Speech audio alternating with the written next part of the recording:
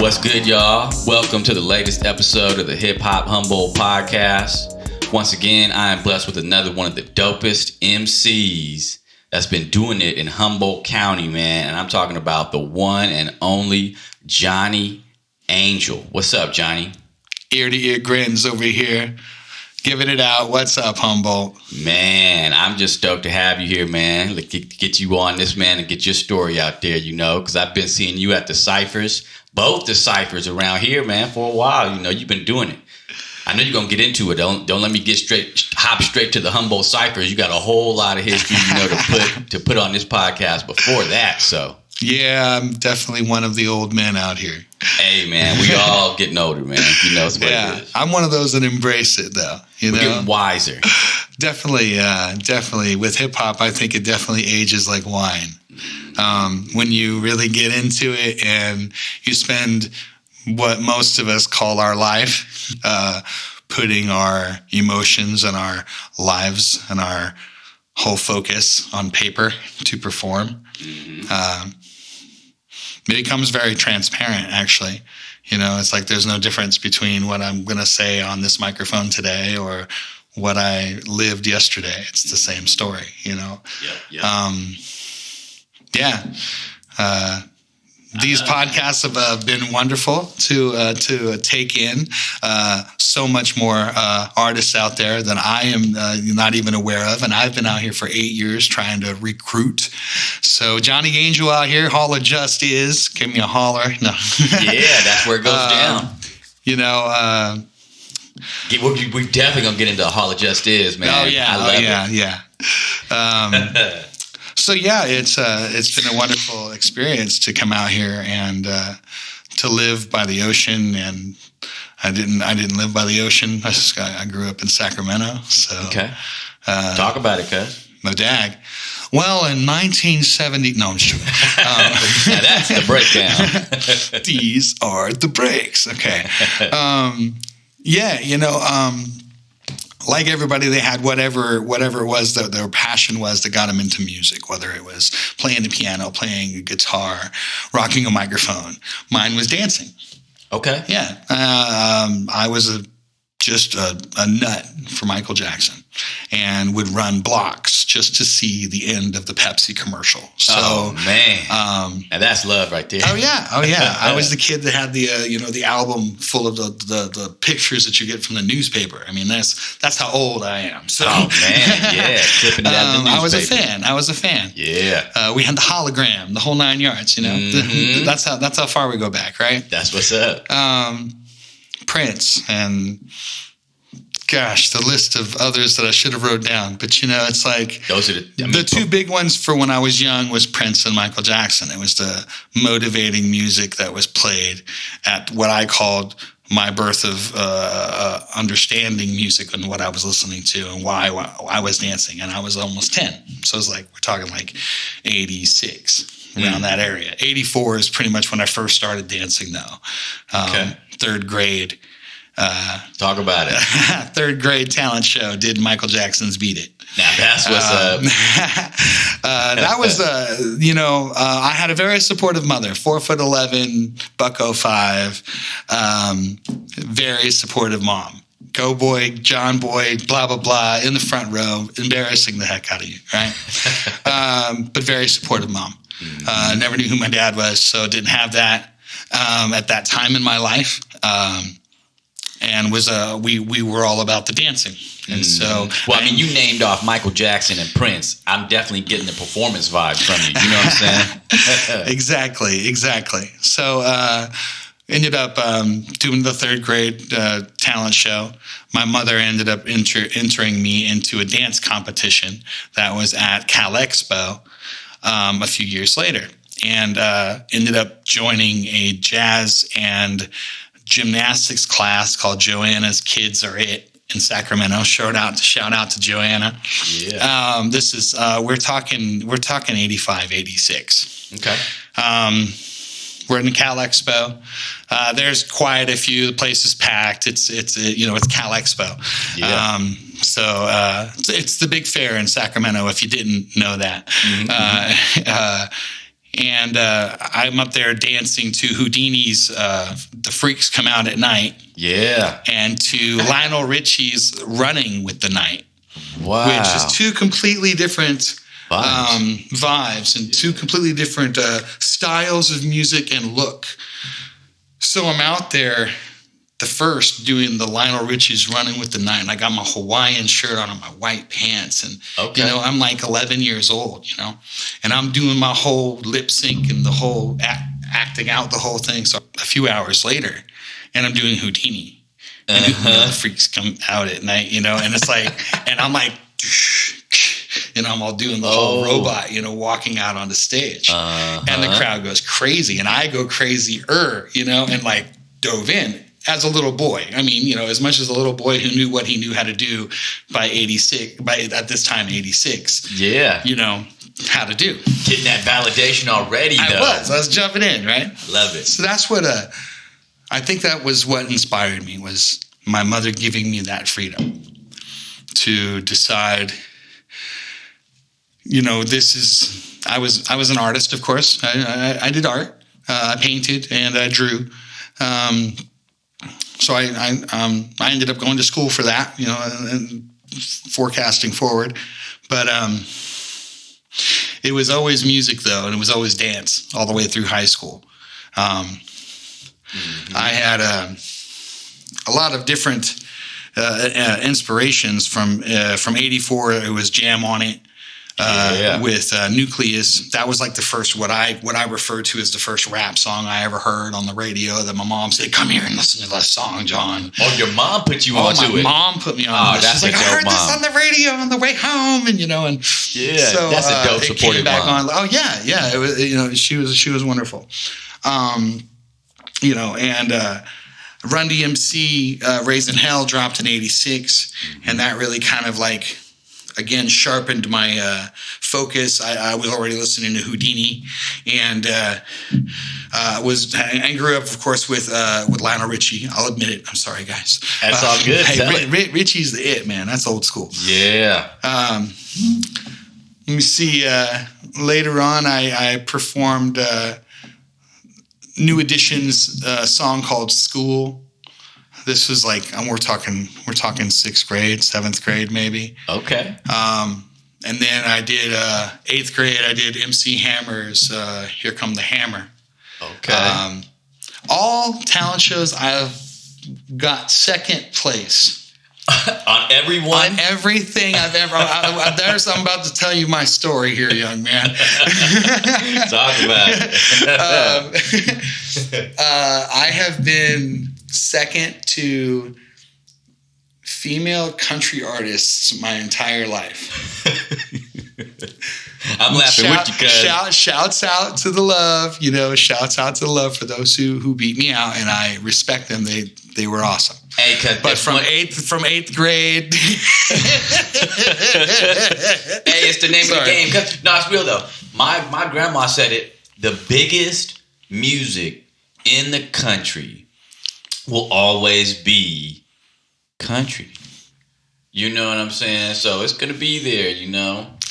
It's funny you say that, because like closest thing to country that I would even come close to is like the idea when I was a kid was growing up as my grandmother would listen to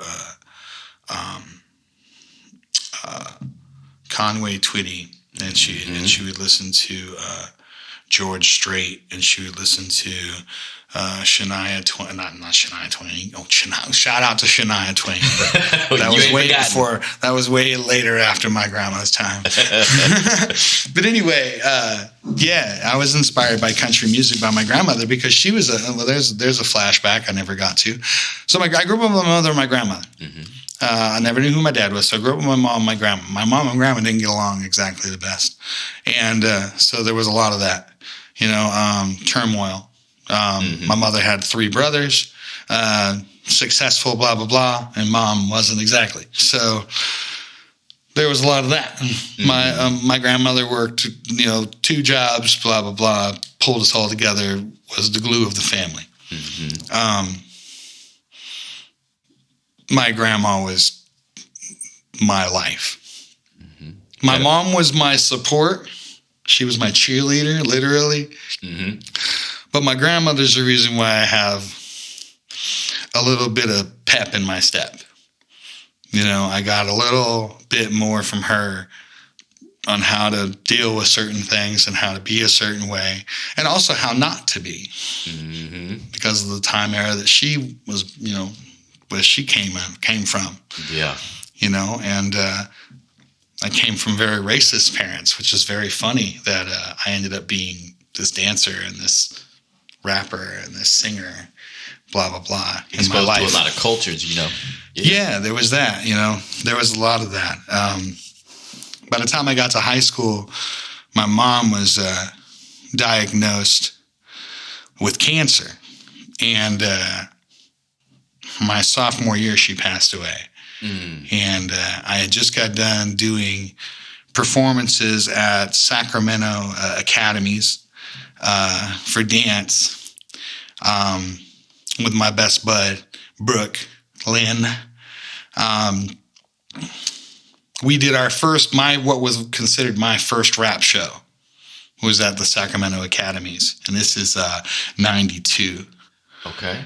And we both wrote our rhymes, and we had a verse, and we had matching outfits, and we were amongst a small group of others who were in Sacramento hip hop at that time. And we got up there and we represented. And we didn't fumble, and we had a great show. But my mom couldn't be there because she was so sick. And so that was a hard thing to get through with that show, not having the cheerleader in the front row, you know, that had always been there. Yeah. Yeah, and this was mid-October, and my mom died October 15th. So it was literally like within days of the show. Condolences, Johnnee. Thank you. You know, it's like my mom was awesome. She died of hardening of the arteries, and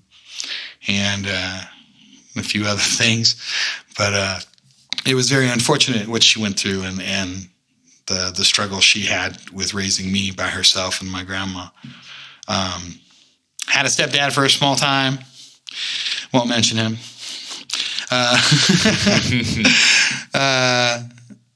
He tried. We both tried. It happens like that. But they didn't last. And that was right before my mom died. And there's a whole bunch of connection to that and him that I won't mention. Gotcha. So it's just it's not worth rehashing. It's not worth the pain of even just trying to put it together in a proper sentence. You know what I'm saying? Feel you. So some peeps, you just got to cut their ribbon and be okay with it. You know? Yep. So my mom passed, and I ended up out in Colorado.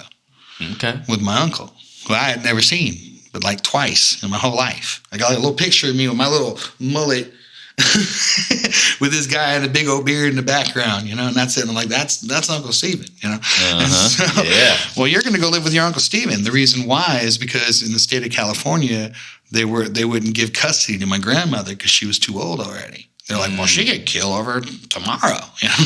You know? So my uncle ends up with custody of me. And I end up at 9,000 feet in a little town called Nederland, Colorado. Okay. And it's up above Boulder, if you have any idea where Boulder is. Yeah. So Boulder's here, Nederland's up here. Oh, okay. Yeah. There's another 3,000 feet of driving before you can get up there. Ooh, I see. And the highest is like 14,000 up there. So like when you're at 8 and 9, you're trying to breathe, you know. So I moved out there, and I'm this disco hip hop and going to the club once a week kind of kid, you know. And we were having dance routines at our house and the whole nine. I had a whole dance group and the whole 9 yards. Wow, that's what's up in Colorado. No, this was in Sacramento. So moving to Colorado, I went from this hip hopping kid who was like part of dance groups and Sacramento academies and the whole. I was involved dancing, but I wasn't doing school. I was doing school, but we were dropping out of school and we were going out and battling in other schools and doing all that, you know, the city shit, b-boy shit, all that b-boy shit, you know.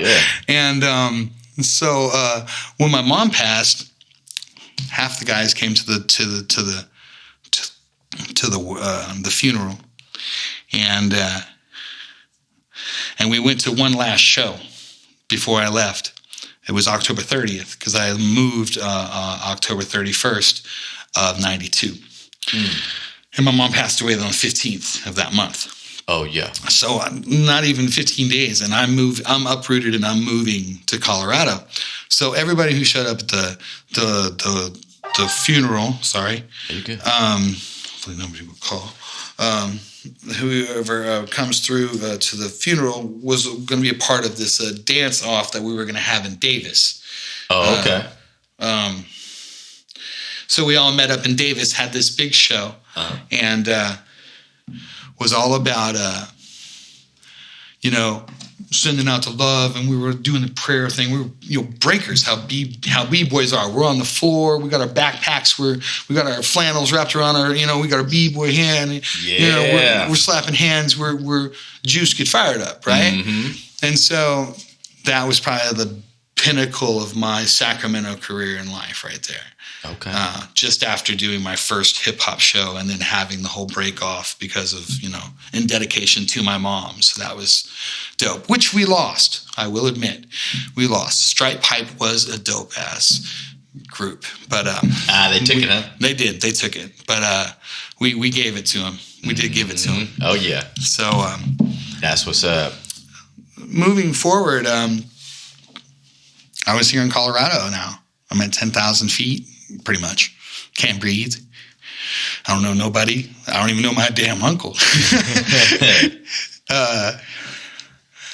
To throw him under the bus, he was growing cannabis. Okay. Yeah. Hey. And he was all secretive up. about it. And I'm like, okay, whatever. Do whatever you want, bro, Yeah. Because, my, anyway. Statute of limitations is passed. He ain't going to get caught up. He ain't getting caught up, Yeah. But like that quit real quick. It's like I'm like, okay, well, whatever. You don't got to lie because of me, bro. Mm-hmm. I just think he moved it. But so I move in, and like that was it. Like he was just not exactly the most compliant person for the next 3 years.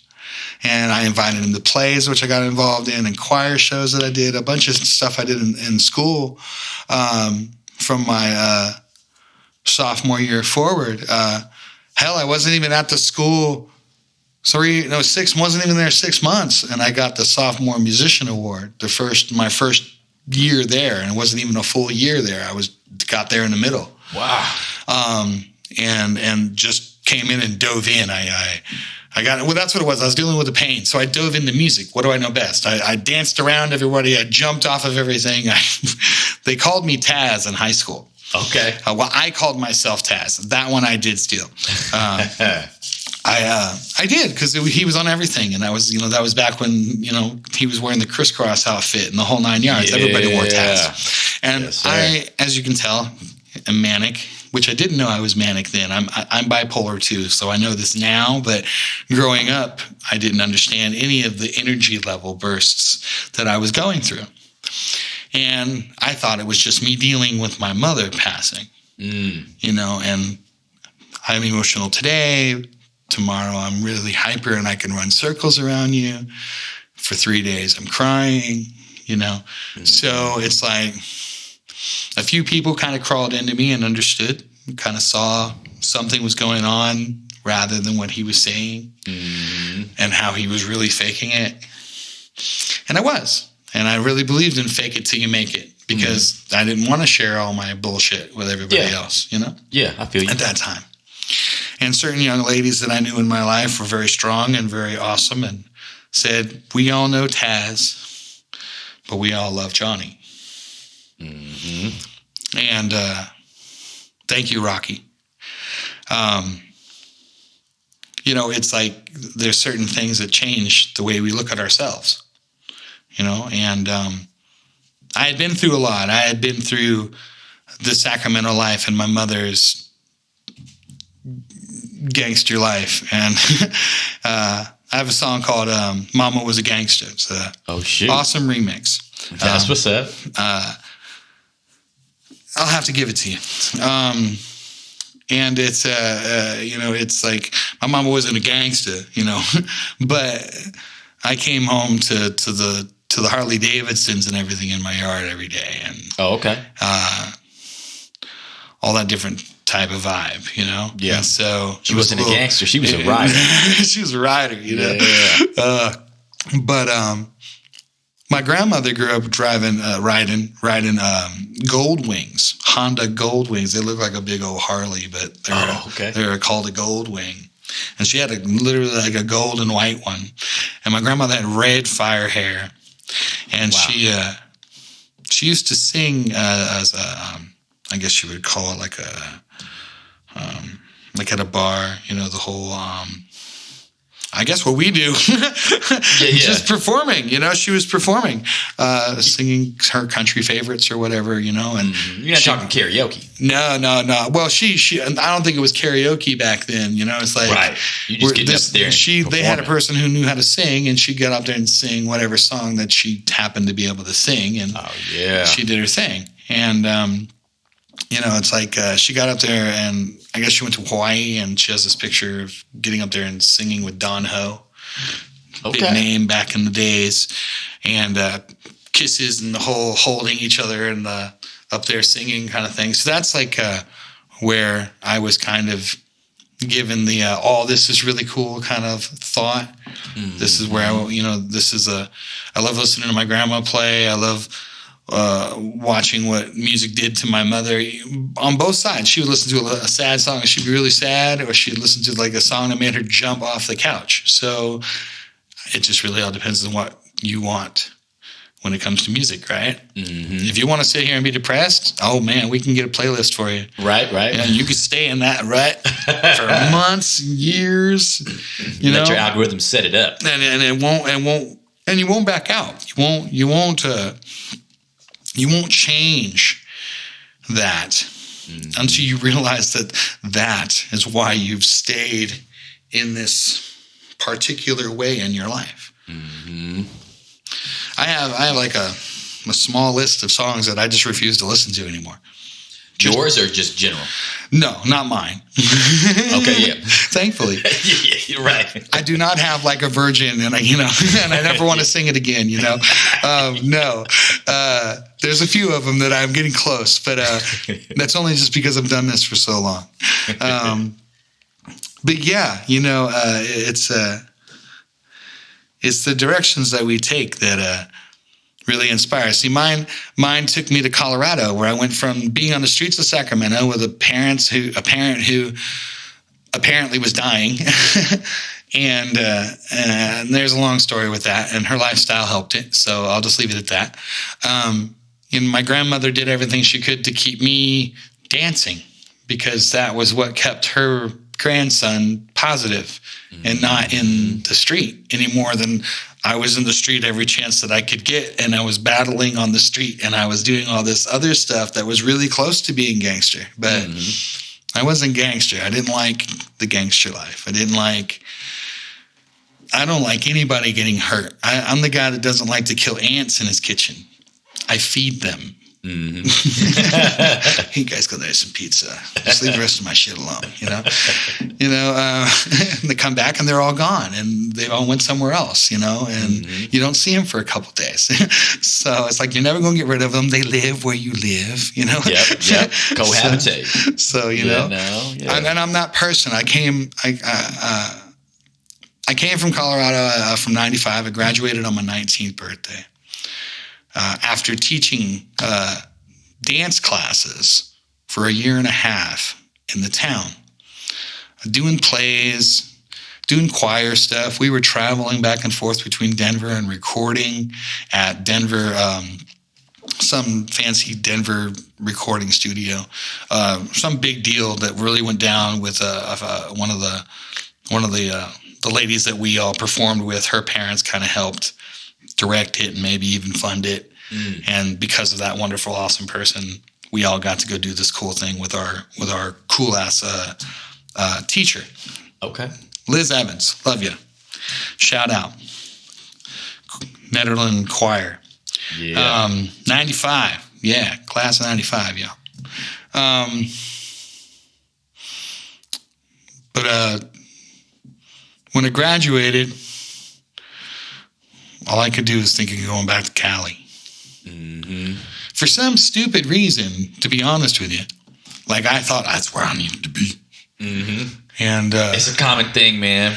You know, and I loved Colorado. I got wonderful stories of Colorado, of being out there at the reservoirs and walking around in the snow and ditching class to to sleep on top of the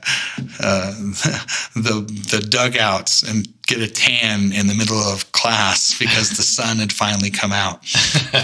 And everybody's looking out of class from the second floor going, Where's Taz?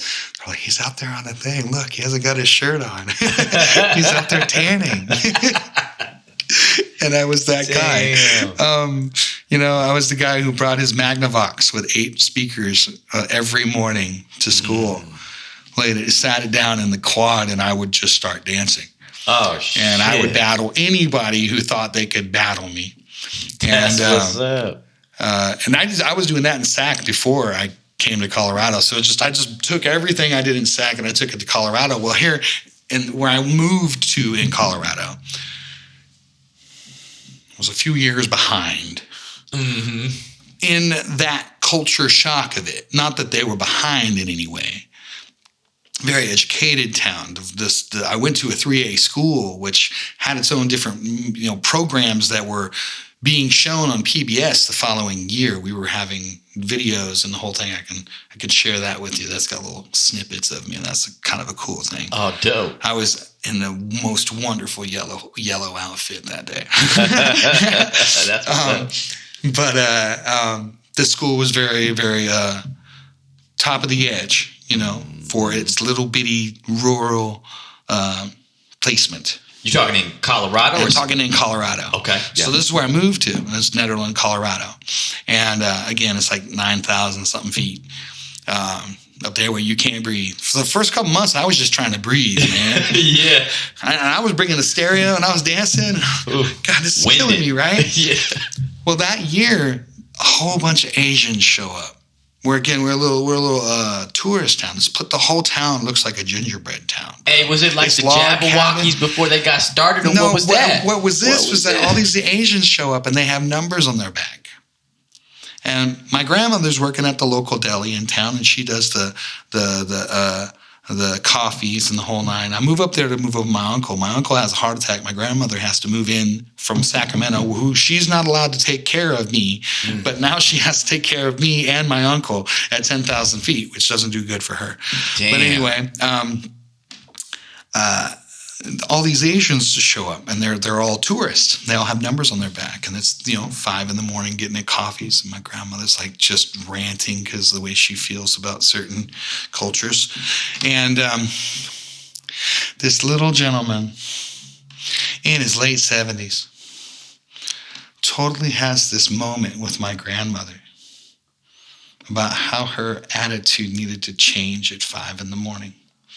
Oh, wow. And my grandmother's not that person, but I'd never seen her back down from a fight. But that woman felt so humbled at that moment. I swear from that day forward, she never treated them differently than that moment forward. It was just like she had heard the error of her ways from this gentleman who probably was older than she was, and long story short, these guys they're up there to train. So they're running in the mountains at 5 a.m. with the wind chill at 30 degrees. Okay. They're barely got these thin little things on them with numbers on their back because they're all part of a team. Oh, wow. And they're numbered so they don't get lost in the snow. Wow. So they're up there at 9,000 feet running so they can go back to Cali and run circles around people. Because they're training at high altitude. Mm-hmm. You get down here at sea level, you're like, I can breathe again. Yeah. Pick a little, talk a little, pick a little, talk a little, cheep, cheep, cheep, talk a lot, pick a little more, Yeah. Yeah. And so that changed my grandma, which in sense changed me because she was living a different life than what she was living when she lived in California. And so she was feeling that she was doing something for these gentlemen and for the rest of the town, like getting up early and starting this coffee thing that started at like 4 a.m. for the guys who do the cleaning of the roads. And so they scrape all the roads so everybody's able to get out and go to school. Mm-hmm. And she gave set up the whole thing, free coffees for these guys, and they come in and get their whole thing. And she was up there, she's an early person.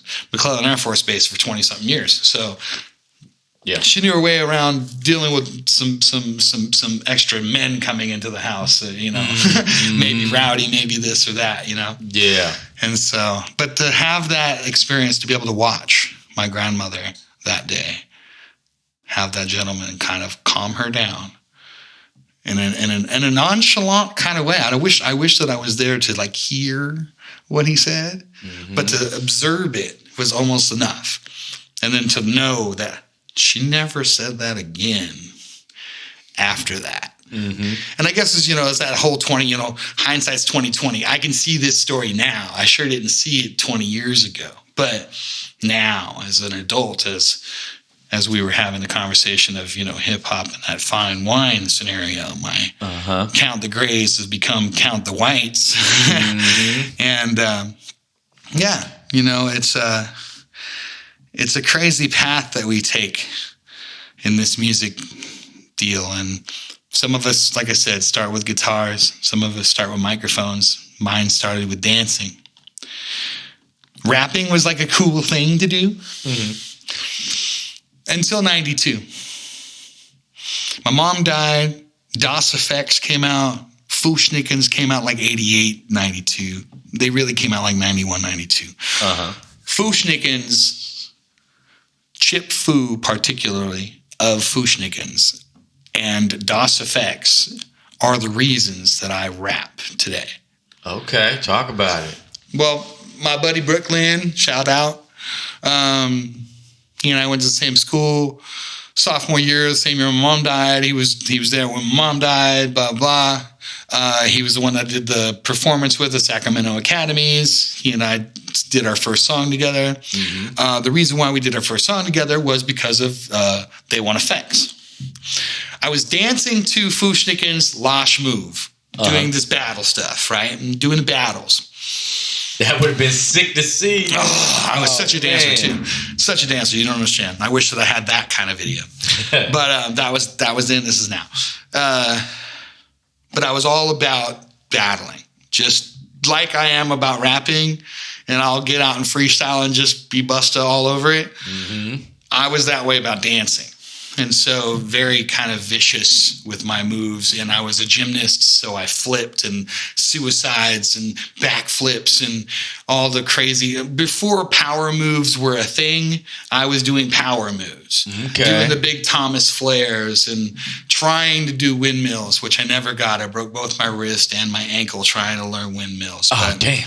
That's a whole other story. That's cred, though. But that's breaking, bro. For real. But I was doing it wrong. But I, didn't have a teacher. I was teaching myself. So there's that too. A teacher who, I was a kid who taught himself how to dance until it took jazz. That's jazz, though. I was learning how to jazz. I wasn't learning how to do breaking. But I did jazz and I did gymnastics. And this is all before my mom died. And then in the early high school, started doing all the battling, breaking, and all of that kind of stuff, which was really cool. Mm-hmm. Once the Gift of the Gab started coming around, though, and Das Efx came out, and they did bumps. Well, the song is called "They Want Effects." My buddy comes over Brooklyn. He's like, "You gotta hear this song. You gotta hear this song." And I'm like, "Okay." Bump stickety bun hun. I've got the pum that I can FIFA your folk. If I'm here, I comes to Peter Piper. And I'm like, what did he just say? I mean, I hip the hop, the hippie to the hippie, the hip the hopper. You don't stop the rockin'. I mean, I understand hip hop and I understand the wordplay, right? Yeah. But this was the first time that I ever heard the style so put in your face that you suck.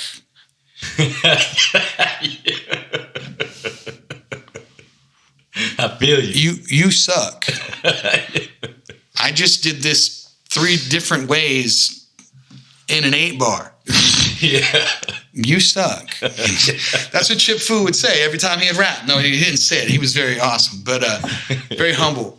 Kind of Jamaican, Rastafarian, hip-hop, Brooklyn, just... And it's funny, I'm a West Coaster who really loved East Coast music. I grew up, obviously, first thing I brought up was Nucleus, but, I was really a special ed, LL Cool J, Run DMC. Those were my go-tos. That's what everybody had to suffer through in high school. They heard that 90% out of anything out of Johnnee. Yeah. Okay. But, my mom came around and she passed away, and then I got into this group called Wu-Tang. Yeah. And Method Man's Bring the Pain album or release, that instrumental is what I learned how to rap to. Like really learn how to rap to. I rapped at my first show in Sacramento, and I rapped bum siggity bun hun, in front of people, and thought that was cool. My friends were like, "You can do that." I'm like, "Yeah, I can do that." And then I said, I can write that. And so I went home and I wrote "Here Comes the Rhyme," and "Here Comes the Rhyme" was the very kind of like first rap song that you could say that I kind of really did, and that was in '92. Okay. And I was like, okay. And, that was, stickity biggity biggity, y'all, here come the rhyme. You better sit in the back of the boy one more time, So it's like, it's that, yeah, that era,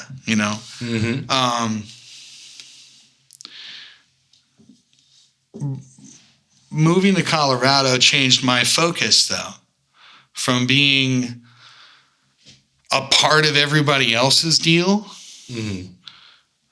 to being the only fish in the fucking school. When you moved to Colorado. Who sang, who danced. So I started a dance squad. Oh, shit. With the cheerleaders. It didn't go over very well. We did good. We had fun with it, but they all kind of hated Tasmo. So, and that's okay. We shared space well. We got this awesome picture in the Netherlands news. I have this picture of it. It's awesome. Yeah. But it's like shout out to the ladies in Netherlands dance squad, 95. Yeah. But that helped me actually. I was having problems attending PE. Because in Colorado, there isn't much you can do when it gets as cold as it does. And you're not out there wanting to play football in the snow. And you're not out there trying to play basketball at the court, unless you're inside the gym. So it's just basketball on the court or hockey on the court. Oh, shit. Floor hockey. So you got those 2 sports to choose from. And then on every corner, everybody's playing hacky sack. Yeah. First, that was my first introduction to people who really were hippies with dreads, and I never understood that at that time in my life. I was like, wow, these guys got dreads, white guys with dreads. So that kind of messed with me. And so those were all the skaters and the stoners and everybody. And then you have the really preppy white guys who I had a small friendship with. And then the jocks who I didn't have any friendships with because I wasn't a jock and never wanted to be. And so I ended up being this loner who comes into school every day with his speaker, pissing everybody off. Okay. And didn't care. I didn't care. Throwing down the tile, rolling it out, and I'm just dancing until school starts at 8:30. But I got there at 7 something in the morning when everybody's getting their little crumpet cakes and coffees and trying to have excuses that they can't do something. And I'm full into a full-on workout by the time 8:30 comes around. Shit. They didn't know what to do. They didn't know what to think. Yeah. I got the sophomore musician award, and then I got the most memorable musician award my senior year. They actually created the award for me, that was kind of absolutely wonderful. We're at the senior exit. We're doing this big show. It's inside what's called the Chalet Swiss, which is this huge A-frame log cabin restaurant. Oh, wow. Senior class, senior show, inside this big, beautiful restaurant. I'm doing Unchained Melodies. and I'm hitting the note, da, da, da, da, da, and the drums vibrate with my note. The crowd was crazy. My grandmother's in tears, okay? Oh, man. Mrs. Evans comes up, and she's there with John, who's the pianist who helps put everything together. These two were awesome during my high school career. And what they've done afterwards is even better. Again, shouts out to Miss Evans. We love you. I always have. She's been one of the most positive people in my life, and it helped me redirect all that energy that I would only put into certain things. And I would only give it that, and I wouldn't care about anything else except for that. I wanted that, and that's all I cared about. That's what I'm here for. And I had to get over that. I had to learn how to get over that. I still kind of have it a little bit. I mean, I'm a big fish in a small pond, even though you're showing the pond is a lot larger than I thought it was, which is awesome. You're still a big fish, though. I'm definitely a big fish. I think we might be only talking about my weight, though. No. You know, talking about myself in this way, how to articulate 30 years of dedication to something for free. Because I was a dancer who became a rapper, who learned how to sing, who became an R&B artist, a father, a grandfather, and I've still done this only because I love it, not because of my monetary gain that I could receive from it, or not because I have this ego that has to be in front of somebody's camera or in front of somebody's stage. No, I just have a story to tell. And that's what every one of us who are really good at this game have, is the story that goes with their awesome art, what they're representing behind their words and their feelings.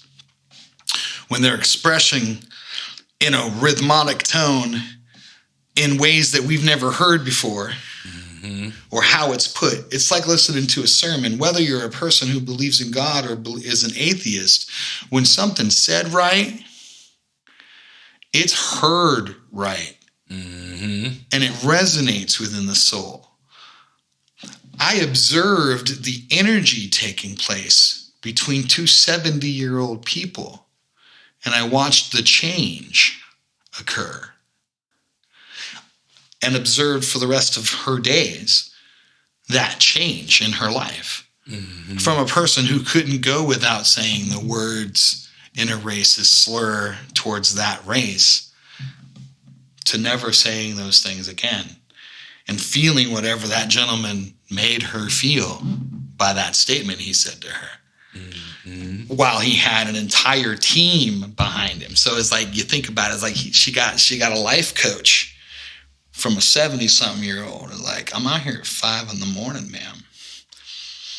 You know, I'm here like you are. You know, you're here for us, we're here for you, kind of thing. We're scratching each other's back on this cold morning kind of scenario. You and I don't know you any more than the circle that we acquire, right? From our small circle of friends. Meeting you and seeing how you've helped inspire this community by putting together a podcast to be able to have artists share with us and the rest of the world who are listening, or locals who are listening, that there's more than just the CD that I'm putting out next year, or there's more than just the show that I'm trying to get everybody to come and pay $5 to. There's 30 years behind every show. And so everybody goes, you're not getting paid enough. You shouldn't be paying people. You shouldn't this and you shouldn't that. And boo-ba-da-boo, it's done like this, it's done like that. And that's kind of what made me stop. I can go make money. I have a salesman's degree. I'm not a dumb guy, you know. I don't want to try to sell you the shirt off my back. I'd give you the shirt off my back and point you towards the shirt that I want you to buy. There you go. With my face on it. Yeah. It's I'm one of those who, I guess, I feel like I've always wanted more for others than I ever really wanted for myself. Mm-hmm. So like out of this podcast, I want a wonderful podcast out of it. I want me to open up and share things that I only know that my homies who have been to the studio and have heard me speak of would be like, oh, Johnnee told him that story. Mm-hmm. You haven't been to my studio, which is, see, there's another thing that's unfamiliar. This is weird. Usually I'm like, hey, you need to come over to my place. I cook you food, and this whole thing happens, right? Yeah. Because that's just the way I am. And so this is out of sequence for me. Mm-hmm. We don't have that camaraderie of boys yet. Like you and I are like a good acquaintances because we share the same equal friends, which is awesome. And that's how friendships start. So this is a birth to something, of being able to, now you're hearing stories that don't relate to the hall. I mean, you're going to walk into the hall and you're going to be like, okay, now I see what's going on. And when he says a toy store, and that's like the hall is a big thing for me. Talk about it, cuz. Yeah. So I graduated in 95, 19 years old. I ended up in Mendocino. In San Bernardino with my uncle. My other uncle. I have two uncles. Okay. This uncle's passed away. The other uncle who I lived with hasn't passed away. Okay. Let's leave it that way. I moved in, lived with him for a passing time, and then ended up in Mendocino.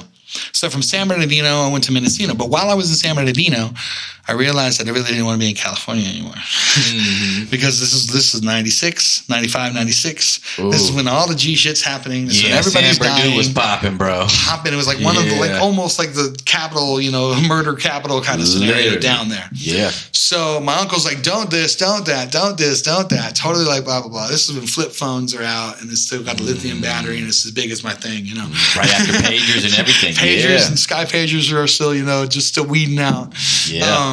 So I ended up up in Mendocino with my step grandparents. The stepdad, who I didn't want to mention, well, his parents actually were wonderful. Whole other story, but wonderful. Another time in my life. I probably didn't mention. I grew up with my mom and my grandma, but in the middle, my mom got married to not such a friendly guy. We ended up in Covelo, California, which is up in Mendocino. Yeah. So Covelo is considered Round Valley. It's a round valley at the top of a mountain off of Highway 162. Wonderful spot. Go up there, piss them all off. Tell them Johnnee sent you. No, I love this place. I have wonderful memories from this place. My grandmother and grandfather grew up there, and he had this wonderful house on the back lot corner, and he played piano with his knuckles, and she did the church thing and was vegetarian, and I had all this hell to go through to try to figure out how to live with these people when I was like 10.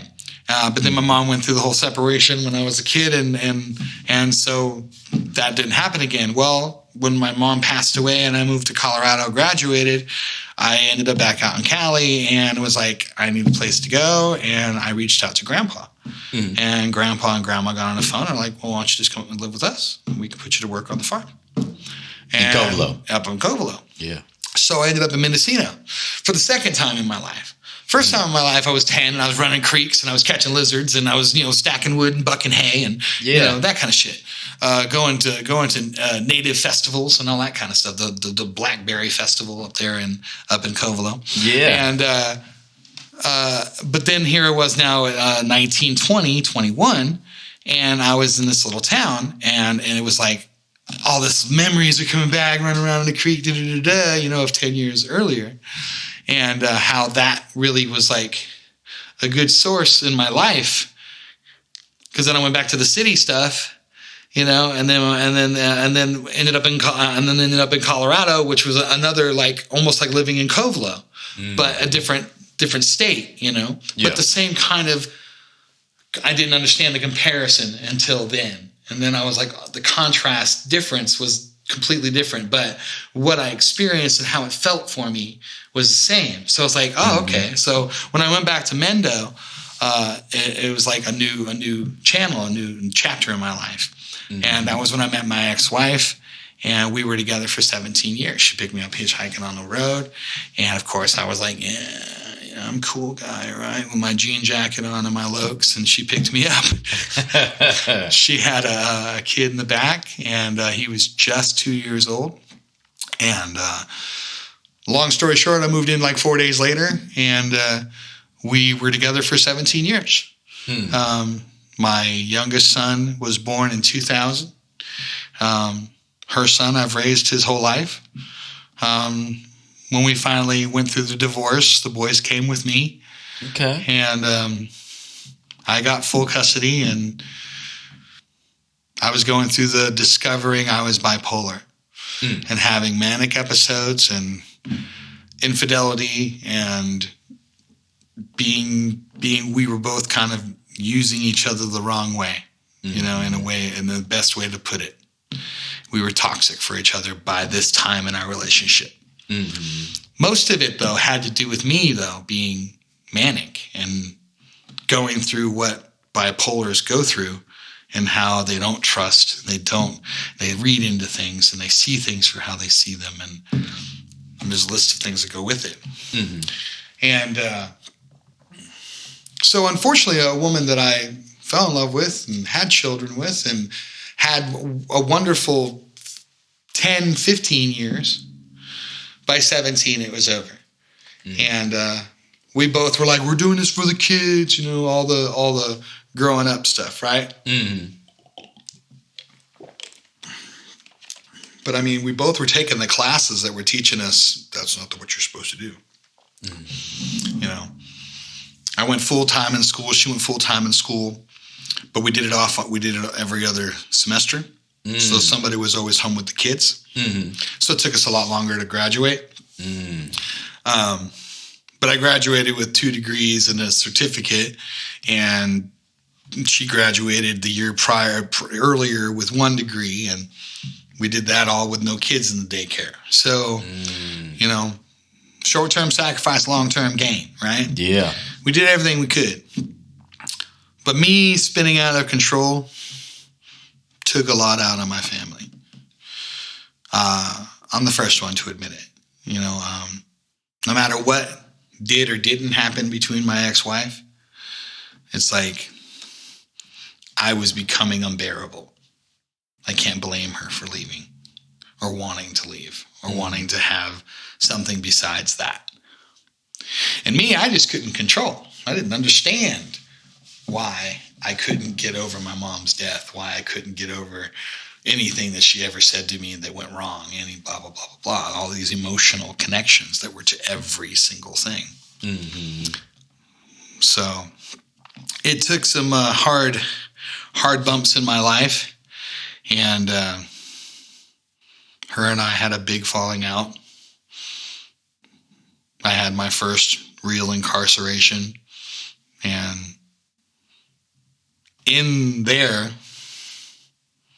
I saved a man's life the first night that we were in a holding cell. Long story short, gentleman knocks this elderly gentleman to the floor, breaks him right in front of me. 2 seconds earlier, I couldn't sit on the side of the sink without him going, get off the sink, right? So they're watching their room. They got their room that you can hear in their room, but they let this dude humble this old man. And he starts going on more. And I finally stood up. And I pushed the button and the call button, and I stood in front of this gentleman, and I'm like, you're going to deal with me now if you take one more step. And the cops come running in. Well, they had to air evac the gentleman because he broke his back, broke his jaw. Bitty guy. And the dude stomped him. I heard it. I had to roll the guy over because he was choking. kind of shit, you know? So this is my first, and I'm dealing with coming in from my own domestic bull stuff, you know? Not understanding why I'm losing so much and why I'm losing my relationship, and now I'm dealing with this. Well, the cops are in, and they're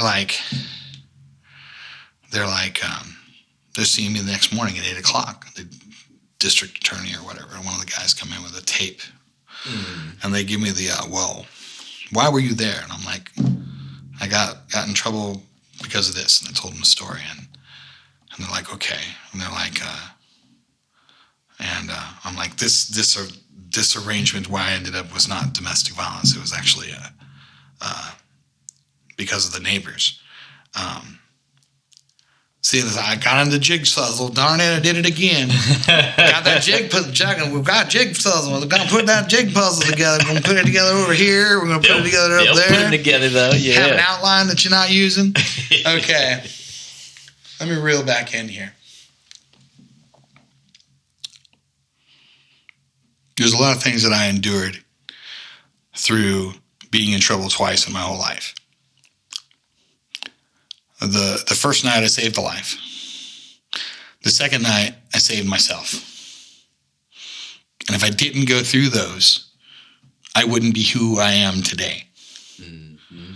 So in other words, I had to go through being the worst person who I ever saw and understanding that was not who I am, but who I am off of medication. Mm-hmm. But I didn't understand I was bipolar, and I didn't understand what bipolar was. So while I was in there, I had to go do what they refer to as mental health, because I'm about ready to square up and flip out on anybody and everybody. Mm-hmm. And so I had to go through that. And they started that long process of diagnosing me.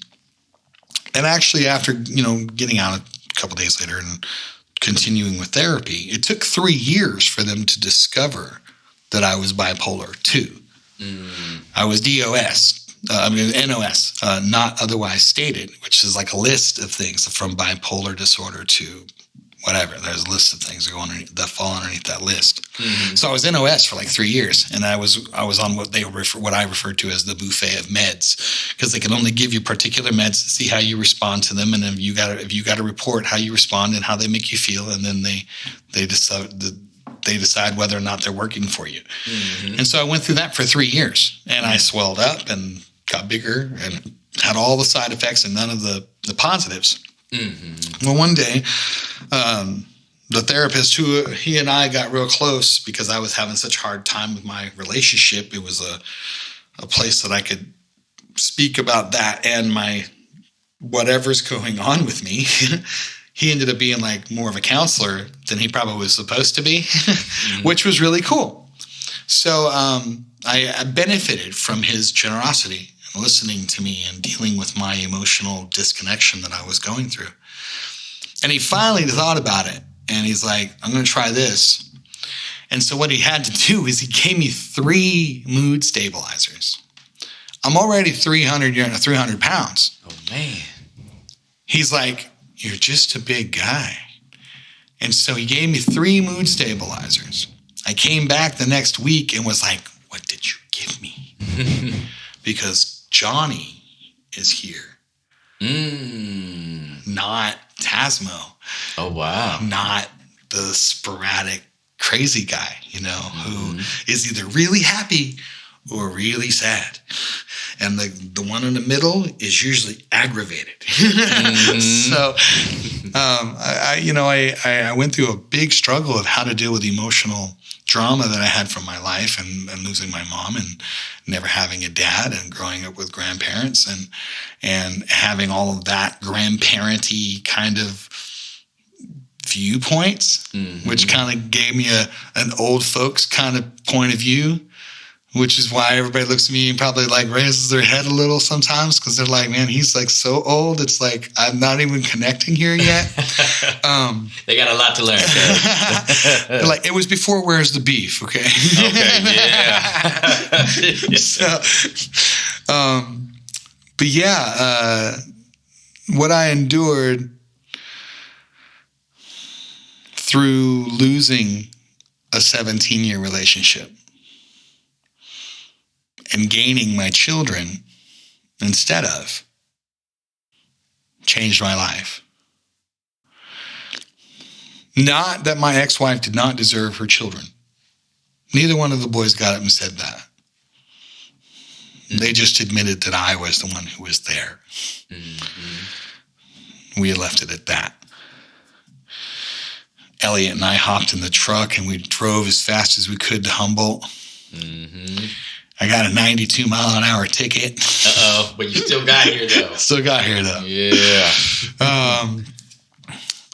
And then that's where our adventure up here begins. I bounced around a little in there, but pretty much that's the gist. I've done a lot of local stuff. I don't have video, and except for the few videos that are on YouTube, I don't have video of all this stuff. I never had a computer. I never had a cell phone. I never had a video recorder. I never had a camera that I could take all these pictures of and do all this stuff to help promote me that far back. Mm-hmm. I didn't get my first cell phone till I was 30. Oh, damn. Okay, I got my first computer when I was 25. Okay. Doing college. And that was because I had to have it. Mm-hmm. You hear the I had to have it. Yeah. And so I had to learn how to like something that I just looked as, you're rich and that's why you can afford it. And that attitude I had towards that gave me a big block, and it gave me a lot of personal things I had to learn to get over and how to grow up about. And, you're going to have to learn how to do this because the world is doing it. Like us having to learn how to deal with streams and podcasts and living off TikTok and Facebook and Spotify, and the list goes on, right? And it's like, and we're supposed to be so engaged. If you're not up spending your 8 hours a day, I'm so tired of everybody telling me what the fuck I'm not doing. Right. I'm like, this is what I ask everybody. Have you done something for 30 years for free? No. Okay. So there's one thing that I've chose to do out of the kindness of my heart to share with every person who I've ever met, ever. I don't give a fuck if you were my boss, if you were the Pope's grandson, Yeah. Hey, dude, come here. I got to show you this rap. I got to show you this dance move, Mm-hmm. It just depends on when you met me. Kid Trick, Tasmo, Johnnee Angell. When did you meet me? It depends on the nickname. The era, exactly, right? It's like when you spend 30 years because it's a culture, not a lifestyle. Like the world celebrates Christmas, right? Mm-hmm. This side over here can tell you why you shouldn't celebrate Christmas. This side over here will decorate how you should celebrate Christmas. Mm-hmm. Whether you want to celebrate Christmas or not, you're here in the middle. Mm-hmm. You got partials that are going, you should never do that to your kids. You give him Christmas. And then you got the other one over here going, trying to save his soul, son, and you're doing your best you can in this world, and And so there's sound education, no matter the tone or the duality. Our choice is what's the most important. Mm-hmm. I've chose to become a dancer. I chose to become a singer. I chose to become a rapper. I chose to become a performer. Mm-hmm. I chose to become a father before I even had my own first son, so I was a stepfather. Then we chose to have Elliot. It was not a broken condom. Okay? Mm-hmm. I chose at 23 to have a son. Mm-hmm. Okay? I chose to go to college in 2001 to graduate in 2011. Okay? I chose to be the person that they asked to get up in front of the college and give the speech to the oncoming campus newbies and the 10-year scroll of what you've endured at our time here at Mendocino College. Mm-hmm. Okay? I did all this by choice. I chose to marry Jacqueline as much as I chose to divorce her. Mm-hmm. And those decisions in my life were developed in stages. And every one of us have these stages in our lives. And my sons and I, we break them down into 20s. Like a $100 bill, right? You got your 5 20s, right? Mm-hmm. Your first 20 years is your first 20 years. You learn how to suck your thumb. You learn how to not play with that or it's going to make you go blind. You learn how to, brush your teeth and wipe your backside and dot your I's and cross your T's. Yep. By the time you're 20, you graduate from what they call high school. And then you're really starting your first year in life. Mm-hmm. I was a rowdy person with so much heart that I didn't know how to harness it. And so that's why dancing was the best thing for me. That's why using all of that energy to do that was wonderful.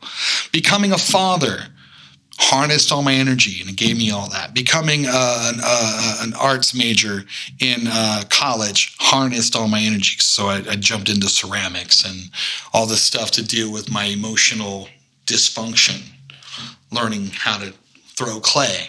It's very tiring and very therapeutic. Yeah. And I'm an artsy anyway. So I'm not a graph artist, but I do stencil work and work with the spray can.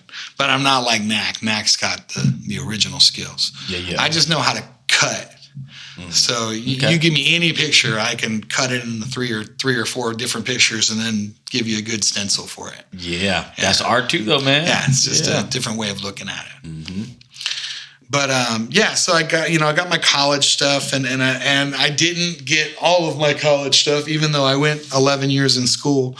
But I literally survived because of college. It was like that helped raise my children, pay for my bills, give me a direction, keep me out of so much of the workforce. And it's more of I was working during the entire time I went to school, but I wasn't like focusing on some type of career. I was focusing on what I was trying to keep myself balanced with. And so I went to school for business, of course, because that's what they teach you to go to school for. Mm-hmm. And so because this is what you're already doing, Johnnee, you might as well go for business. So I got a business degree and blah, blah, blah.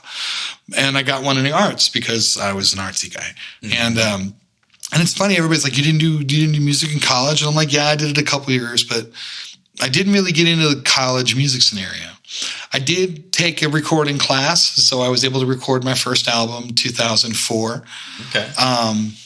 My very first recording was done in Mendocino with my homeboy Mayor from Straight Gone Entertainment. What's up, Mayor? What's up, Pacelli? Yeah. Shout out to Straight Gone. Some of my first recordings was done with Hayden III. Shout out to Hayden. This is all 99. This is when I first got recorded. Okay. There's local groups down there called Tube Steak Jones, who became rhyme related with Tony Mendocino and Tucker in the group. During that time, I was getting instrumentals from these guys, and we were all sharing stage and, growing hip hop groups where they were actually producing albums, doing shows, doing tours. I was learning from these guys because they were all just a couple years older than me. And this is when I was in my 20s. Mm-hmm. So it was kind of cool and kind of crazy. And I'm like, okay, yeah, this is what we're going to do, right? Yeah.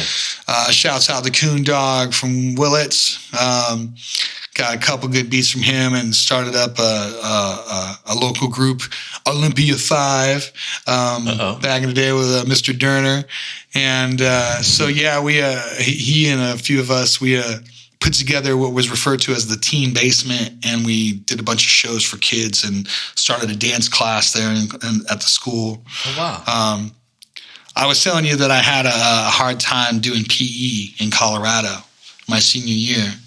And so what we did to solve that issue was I started teaching dance to the school to earn PE credits. Oh, okay. I went in and smoozed with the educated board, and they said, as long as you put together this, that, and the other, you can do that to earn your PE credits. And so I did it on my own time during school and arranged it where it was in an open part of class or whatever where I didn't have a class. And I put my dance class in that, and I got PE credits. Well, that's where I first started teaching dance. Well, I took that to Mendocino when I moved to Mendocino after high school. And I started teaching dance at the teen basement. I started teaching dance at what was referred to as the fitness center that they had in Willits. It was a Willits Fitness Center, but it's no longer there anymore. Oh, okay. But it's in Mendocino. But it was in Mendocino at that time. So I started step classes and hip hop jazz classes in the local fitness center down in Mendo. And so that's where I ended up meeting my wife when I was hitchhiking one day, and ex-wife, excuse me, and that whole circle started there. I met Tony Mendocino on the side of the road, Tucker and all those guys from Tube Steak Jones doing shows, Coon doing shows and doing hip hop corners. Teaching dance got me in with a bunch of the guys who were from Ukiah. So the Ukiah guys came up. So you probably heard of Greener Fields. Yeah.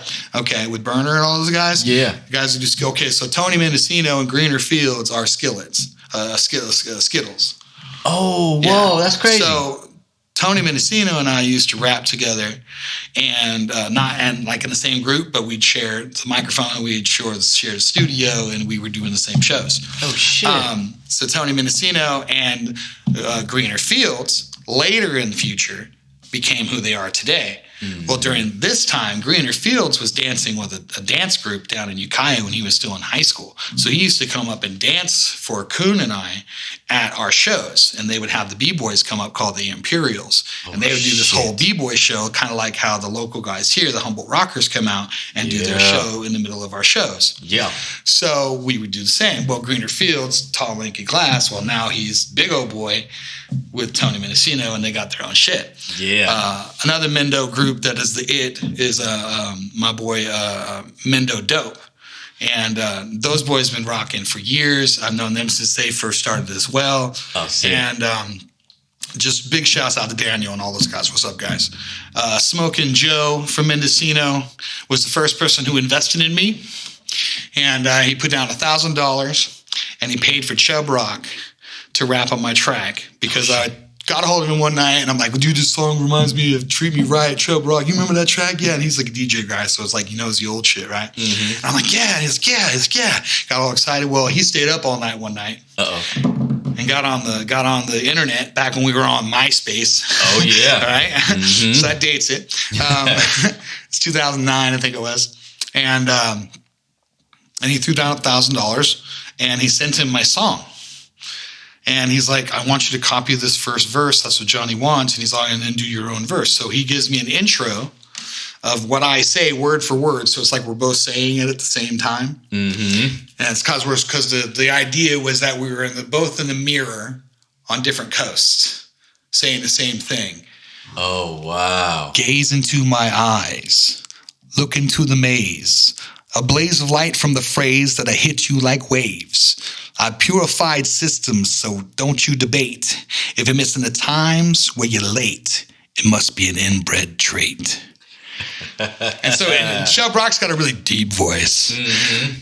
On the urban sound of, Yeah. And he's got that really deliverance in his voice. Mm-hmm. And I'm like, you got Chub? And he's like, yeah. And I'm like, oh my God. He's like, I spent $1,000. I'm like, what? I wasn't excited after that point. Uh-oh. But this is the person who spent his whole life not investing in his career in that way. Mm-hmm. I've never paid for studio time, bro. I've never paid for a recording, bro. I've never paid for an instrumental. Excuse me, I have paid for one instrumental, but That's the game. That was the game, and I chose to because I just met the guy and I liked the beat.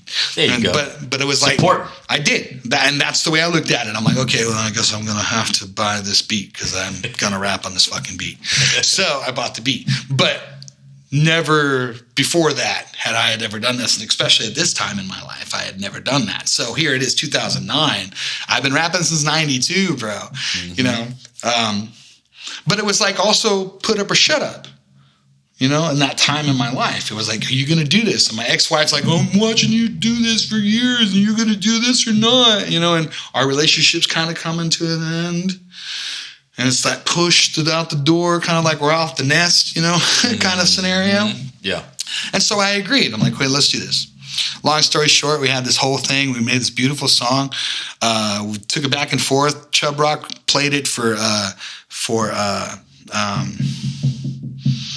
Dougie Fresh and Rob Bass and a couple other guys who were at his house at this big event. And he said, and I had heard him and a couple other guys in the background. And he called me up, and I wished I could have recorded that, but again, didn't have recorders and that kind of stuff. So like, I just never got any of it like captured, you know? I had this song that was illy put together as far as like, it was just put together. And so I pulled in another homie of mine, and I'm like, lace this up, man. He's like, well, what's missing is this.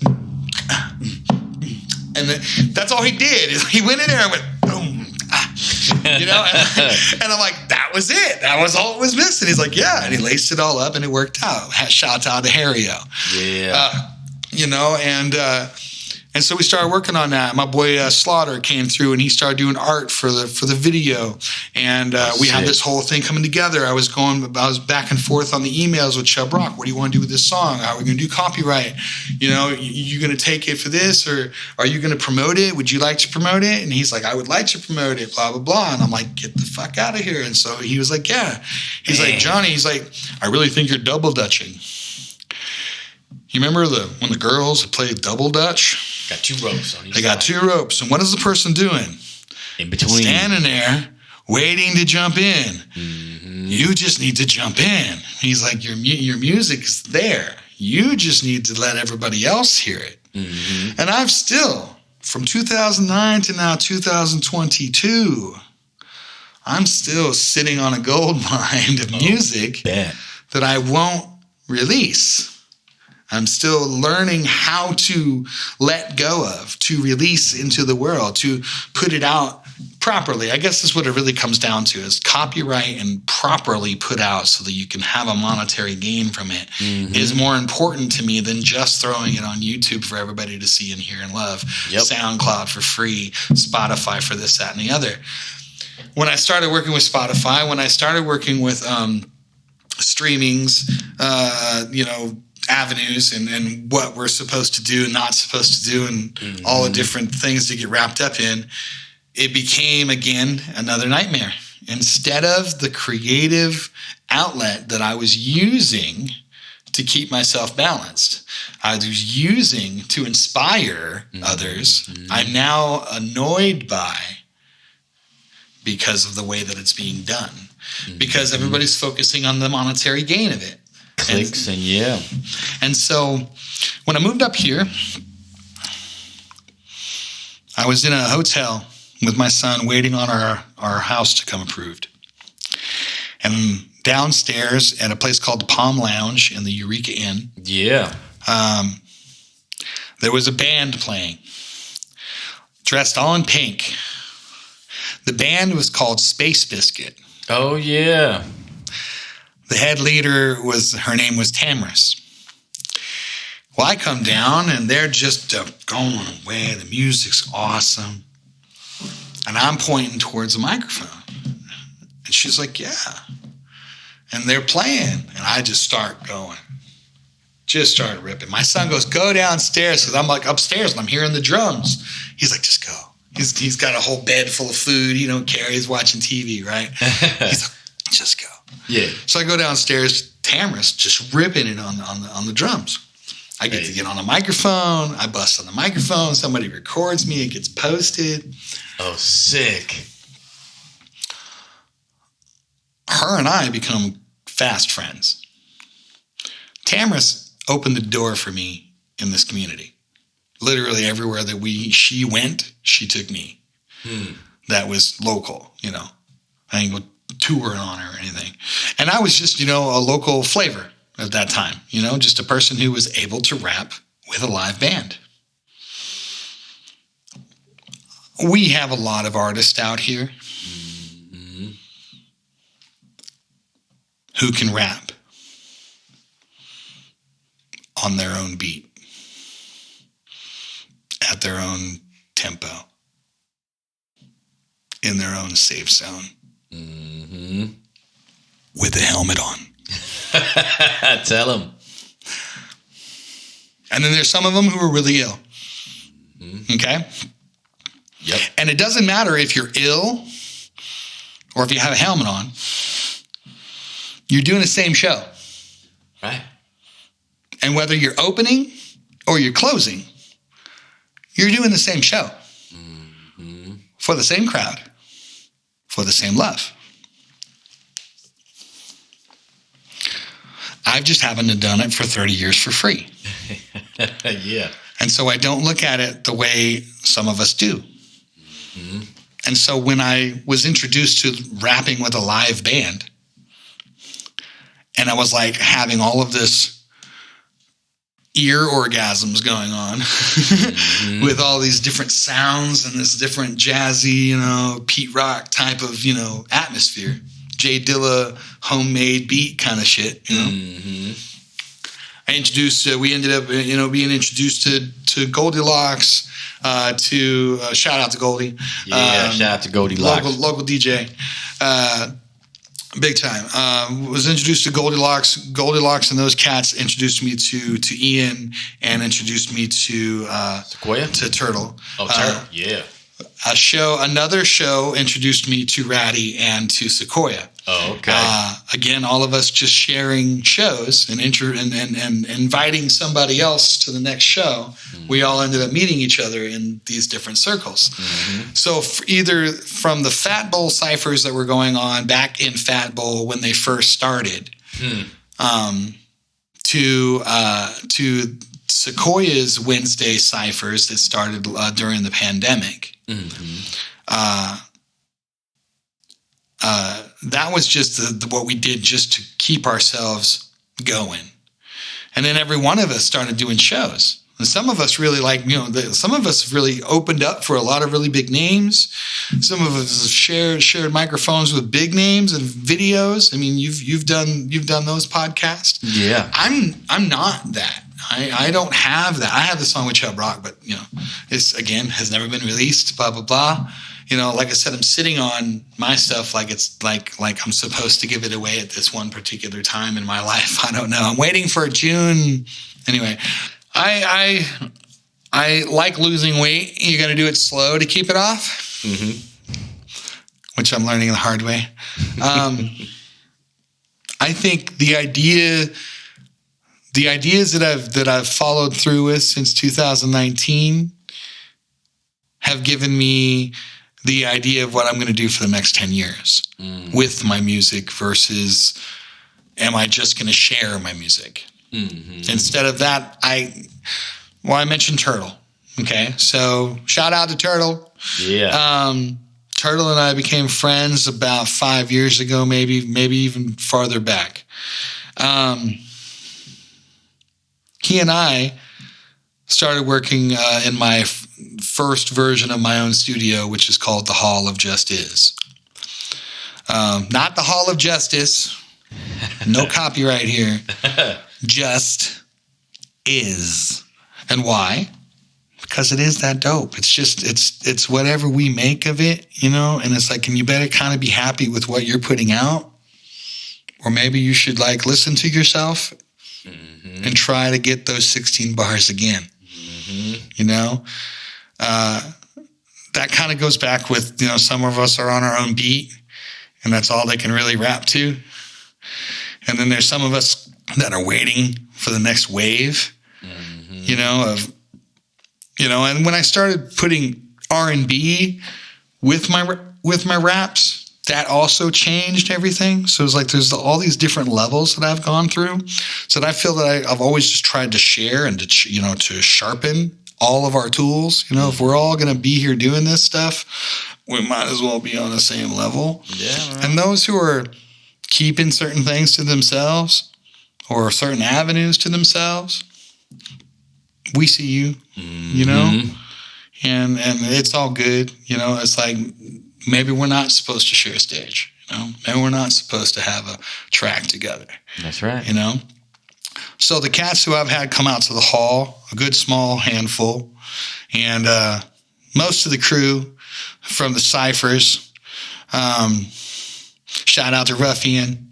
Shout out to ATG. Shout out to Sequoia Falk. Shout out to Turtle. You know, it's like these guys have been the ones who have come to the studio the most. Handful of a couple other people. But Turtle and I have done the most recording. Now, I have recordings back from Straight Gone, from back in the 2000s and the 2009 area. And then when I was still down in Mendo, I worked also with DLS. Shout out to DLS and Ukiah. And he recorded the latter half of my music before my separation with my wife.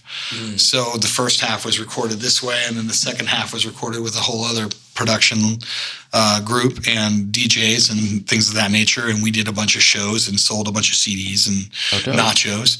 And, yeah. you know, and had a great time recording and getting our first wave of learning how to use Pro Tools and all those different experiences.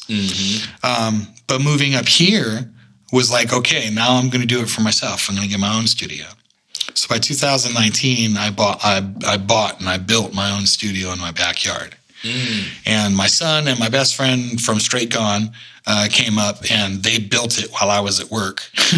And I came home to it done. Had my buddy come and bomb it, and so he put the graffiti work on it on the front of it. I did the sides, and then my wife and I came out there and built a deck around it and put a gazebo on it. So now it's like, it's just, you know, it's called the toy store because you walk in and it's toys from floor to ceiling. And you know, and it's got a little bit of the ability to make music. Just a little. Well, see, producing is what I refer to as the newest cap that I wear, because I started out a dancer, rapper, singer, right? Well, now I'm learning how to record and produce. That I've only been doing about 8 years, you know, for real, you know. So that's my newest cap. I'm still learning how to work my way around tutorials and stupid ways on Ableton and blah, blah, blah, right? So it's good knowledge, though. But man. it is. It's a great learning experience. And it's where I am in this part of it. But with that, it's given me avenues to look down. So I've become involved with a company called Taxi. And Taxi is a company that brings its members to CEOs of TV shows and a list of other avenues that you can make what is referred to as cue music, sync music, theatrical trailer music, all of these avenues that you can submit your music to to be on these playlists for these CEOs to choose from. And yeah, it's a little pricey here. And we went and did this big old event down in LA, which was great. And it was like 5 days of seminars and 3 floors and the whole nine. That was the recent trip. That was the recent trip. Yeah. So that was actually well informative. And I came back with 10 solid numbers and people who want to work with me and want to get stuff done. So now that's what's up. Avenues of where I can make USBs or get CDs done at a cheaper price, where I can get streams done and sold, I swear. That's crucial knowledge, man. Yeah, you know, and so, you know, a few of us, like I said, out here are really doing it, and they're doing it this avenue, and I'm wanting to go this avenue because, I'm a hip hop artist, and I'll get up and give you a show at the drop of a dime, but I'm kind of not wanting to do that much anymore. I'm like, I want to be able to create music that can be heard and sold, but I don't particularly want to go perform it anymore. I feel you. I have enough music that it just should be shared.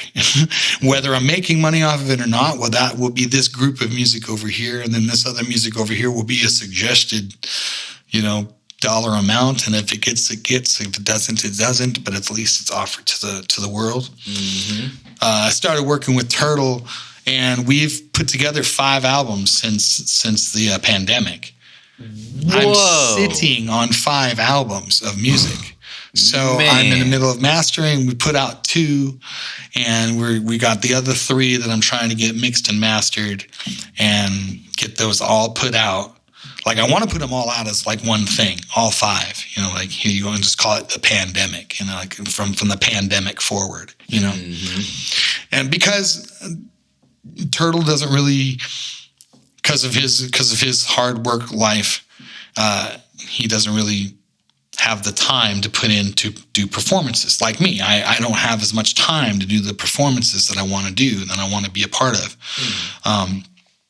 I'm a therapist who works with children with autism, so I'm back and forth between counties. Being a therapist has like been the most rewarding position that I've ever put myself in. I've done everything from selling Kirby's to selling artwork, and I never sold a pound. So it's all about if I've sold anything, I've sold a soul. Just to make sure that we all have the opportunity to hear what's needing to be heard. That's what's up. Shout out to you, Johnnee, man. That's a lot of giving, man. I wanted to make sure I acknowledge the people, especially in a community like this, where, I mean, there's a tight-knit community and everybody's giving. But you got the people that have been doing it for a long time, and you got the people that you can tell is selfless. It's not, you're not giving yourself out here for any reason other than this is what you were meant to do. I think it's just as much a spiritual drive in my life as introducing God to the world. Mm-hmm. And I just use hip hop as what I refer to as the world's tongue. I'm just speaking like Jesus spoke to the fisherman, but he didn't speak lawyer to the fisherman. He spoke fisherman to the fisherman, and he spoke lawyer to the lawyer. Mm-hmm. Well, I try to introduce the word of God that truly saved me back when Elliot was born. So we're talking 2000.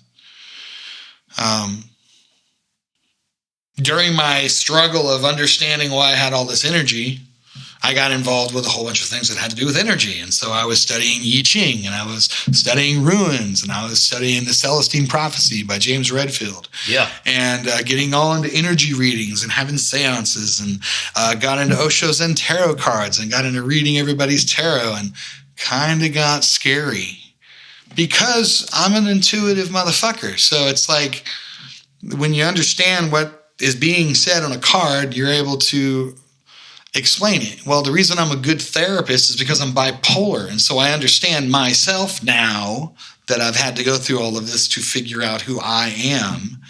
So explaining to these parents their child's situation that they may not be familiar with yet. Mm-hmm. And to be able to explain it that it's not their fault and you need to not look at it that way. And it's okay to feel about it the way you do, but we need to have you look at it in a different light. I had to look at myself in a different light. I had to look at my life in a different light. And so it became a light. It became searching for God. Mm-hmm. And I put the Bible at the bottom of a very long list. Mm-hmm. And I used to be the guy that would throw a Bible across the room and go, "You have a fear I'll never possess." And I've had Bible study. I've had cops called on Bible study. Oh, man. It was in play, but my neighbor thought that I was having a fight in my living room because I was going off on my buddy and he was going off on me, and the cops showed up. Oh, no. And my buddy playing the role, he throws the Bible at the cop's foot and he hits the ground. He's like, "He won't let me out of here." And I'm like, "Get up, man." And he gets up and he's like, so you guys aren't fighting? He's like, no, man, we're having Bible study. I just don't want to hear what he's having to tell me. And he was my roommate. So I went and I locked the fucking door. And so, no. So anyway, I was being real. You ain't leaving anywhere. You want to have a place to live? You're going to listen to what I have to say. Yeah. That was when I was really challenging everything, though. And when I came to my own understanding and my own sound direction of how I wanted to look at my favor with God, my commitment to taking in His Word and experiencing life with a new personality. That changed my life as well. So my music went from being dance music, I'm a player, blah, blah, blah kind of music to talking about relationships with a song called Good Girl, to Army of the Red Eye, where I was putting hip hop in everybody's face from Marvel book characters, where that wasn't being done when I did that in 99. And when I recorded it in 2011, it still wasn't being done yet. Yeah. So when I dropped Army of the Red Eye in 99, everybody went nuts who knew me. And I put all of these cartoon characters and Marvel characters in one verse, 47, I think it was. Oh, shit. And this is before the Spider-Man movies came out. This is before the Hulk movies came out. This is before the Avenger movies came out. This was Saturday cartoon days. This is, we had the beginning of Beast Wars at this time. Oh, yeah. that was my show, era, that's what we were watching at that time. But like when I pulled out the book and I decided to do Army of the Red Eye, it was like I was making that song for my son. And I'm like, Elliot's going to be born. And I'm like, I got the baby's on the way. And I'm like, I want to have a song that he's going to relate to, And I figured that he'll know these characters because his whole nursery was nothing but comic books all the way around the walls. He was going to grow up knowing these characters, right? Oh, yeah. So Army of the Red Eye. And then Army of the Red Eye's got the picture of him in the picture behind me, the one that I sent you. From when I recorded it from 2011. And that was like a live performance done there in Mendo. Mm-hmm. So that was dope. Yeah. That was dope. Thanks for sending that, cuz. Yeah. I got stuff on YouTube. You can YouTube me. Make sure Johnnee Angell, NNEELL. I've been around for a while. I don't have a lot to share that's out there, but you want music from me, you just get a hold of me and you can have whatever you want. I'm in the middle of trying to do it. I'm trying to put it together on my own independent way, doing it the way I want to do it, not the way everybody else is doing it. It's like, and yeah, there's avenues that I have to take that everybody else is doing. So there is that, but I'm not in that big of a hurry to put it like that and to put myself out like that. Mm-hmm. I would rather secure myself in other avenues and use my hall as a training focus, as a dojo, if you will, as Turtle likes to put it. He barely wrote rhymes before he started coming to the hall. Turtle. Now he's been rapping since like 2012. I think he goes back to, but like writing, like he's best friends with Ian and everybody, and they've been all rapping since high school, right? But or college for his Ian's college, I think it was. But anyway, they've been friends obviously long before I ever came into the picture, and the guy's like, "Dude, you got him writing," and I'm like, that's kind of what I'm here for, I have 30 years of lyrics in a stack. I have everything I've ever written. So it's like I can stop right now today, go back to the beginning and use my favorite word, which is edit, and edit every single song I ever done and start all over, But, it's doing it for the right reason right now to have this final with the hall coming together in 2019, with the pandemic giving everybody a new angle to look at. 2020 was like a blessing in disguise in a sense, in one way. Yeah. about how it made everybody else look at life in a different angle and go, well, how am I going to do this? Because they're not going to help us out, you know, and we can't do it if they're going to do this. They're going to shut everything down. So how are we going to do this? You know, and so all of these different avenues appeared. So you got to look at that as a positive. I met my wife, my wife 8 years ago at my show. So I went through 17 years. I put myself out on what was referred to as OkCupid. Okay. Yeah. And I'm an honest cat. 27 years, blah, blah, blah. This was like 27, I think it was. No, 37. I spent 27 years. Anyway, I don't remember. So 17 years. Excuse me. So I spent 17 years, you know, blah, blah, blah. 2 kids, 2 jobs, a life and a wife. That's all I should have to say, you know, kind of shit, you know. Mm-hmm. And so I get a message from a beautiful half-face picture of a person named Cat Feathers. And all you see is like half her picture, and she's there behind, I think, a piano. Beautiful picture. I'm like, hey, what's up? Blah, blah. Start talking. So we're talking for like a month or so, trying to take each other out. We're going to go see jazz here or there. But that's it. Well, in the midst of all this, I'm dating. And I'm going back and forth and doing shows. And I'm starting to work with all the local talent. And I'm doing shows with NAC1. I'm doing shows with Highway. I'm doing shows with Eli Fowler. I'm doing shows with Tamris. And we're going around doing the whole thing with the live band thing. I'm introducing Ian and Two Tank and a few of these other artists who were just getting ready to want to do the stage. And I kind of threw them on stage and said, let's fucking do this. Mm-hmm. And I created what I thought was original, was Humboldt Nights with a K. Well, after doing shows called Humboldt Nights, meaning, you know, just, hey, we got our knights in shining armor here to do shows, right? I was like just thinking that I was being creative. Well, Swizzlow, I guess, created Humboldt Nights years back before I even met Swizzlow. Now, I met Swizzlow a while back, blah, blah, blah. We knew each other from Fatbol. Hey, blah, blah, blah. We slap hands. I've done clothes. Yeah. I go down there and shared bread. You know, we're all family, right? Mm-hmm. But I did not know that he had a rap group, and it was called the Humboldt Nights. Mm-hmm. And so, or had a song that was called Humboldt Nights, one of the two, you know? And so I was like, ooh, I felt like I stepped on some feet and the whole 9 yards. So I kind of quit doing that show in that sense. And then went back to, you know, an intimate evening with Johnnee Angell and started doing these other shows, still bringing everybody into the circle and paying everybody for doing the show. And I'd walk out with $100 in my pocket kind of thing, you know? Yeah. But that's what you do. You do it for the love of the show. You do it for us to all get something out of it, for we feel that we've done something that we do, that we love, that we're passionate about, and we got some kind of recognition for it, not only from the crowd and the people who participated, but I was able to give you a cut because we made enough money to cut it. Mm-hmm. You know, and that shows, and I'm always trying to say this to everybody, that should show you guys that we could do this together, but we don't. And there's only a small group of them that really do, and the rest of them don't.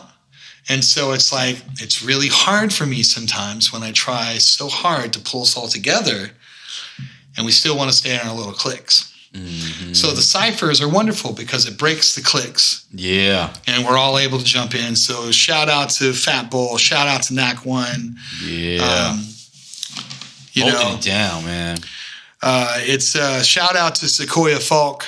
You know, he started the pandemic ciphers underneath the bridge and out back in Target back in the days when we were standing in the rain. And that was probably one of the best things that happened around here. We have ladies come down. We have guys come through. We have poets come through. Everybody tries to pull somebody in, right? Mm-hmm. Shout out to Zira and Vita coming out. There you go. There you go. Yeah, you know who I'm talking about. Shout out, ladies. Yeah. So yeah, shout out to Sequoia because he's been one of the big contributors to my recordings since I've moved up here. Mm-hmm. So I started recording with Sequoia at Shady Manila Records. Shout out Sequoia again. Definitely. And I was recording. I did a couple things with Tamris, and then I ended up kind of jumping into my own recording. And I put out Count the Grays in 2019, which was 75% my music. I produced all the beats, wrote all the raps, recorded everything, and put the whole album out. And the whole 75% of the album is a freestyle set, meaning I created each song by freestyling the piece, not freestyling it as a whole one piece thought, but I would go in there and freestyle a hook. And then I would go in there and I'd freestyle the first verse, and I would freestyle the second verse, and I would freestyle the third verse. And until I got it the way I wanted it, that was what it was. But each piece I was sick of writing. And when you got 30 years of writing, you don't even want to look at your handwriting anymore, bro. It's so fucking serious. You just don't want to hear it.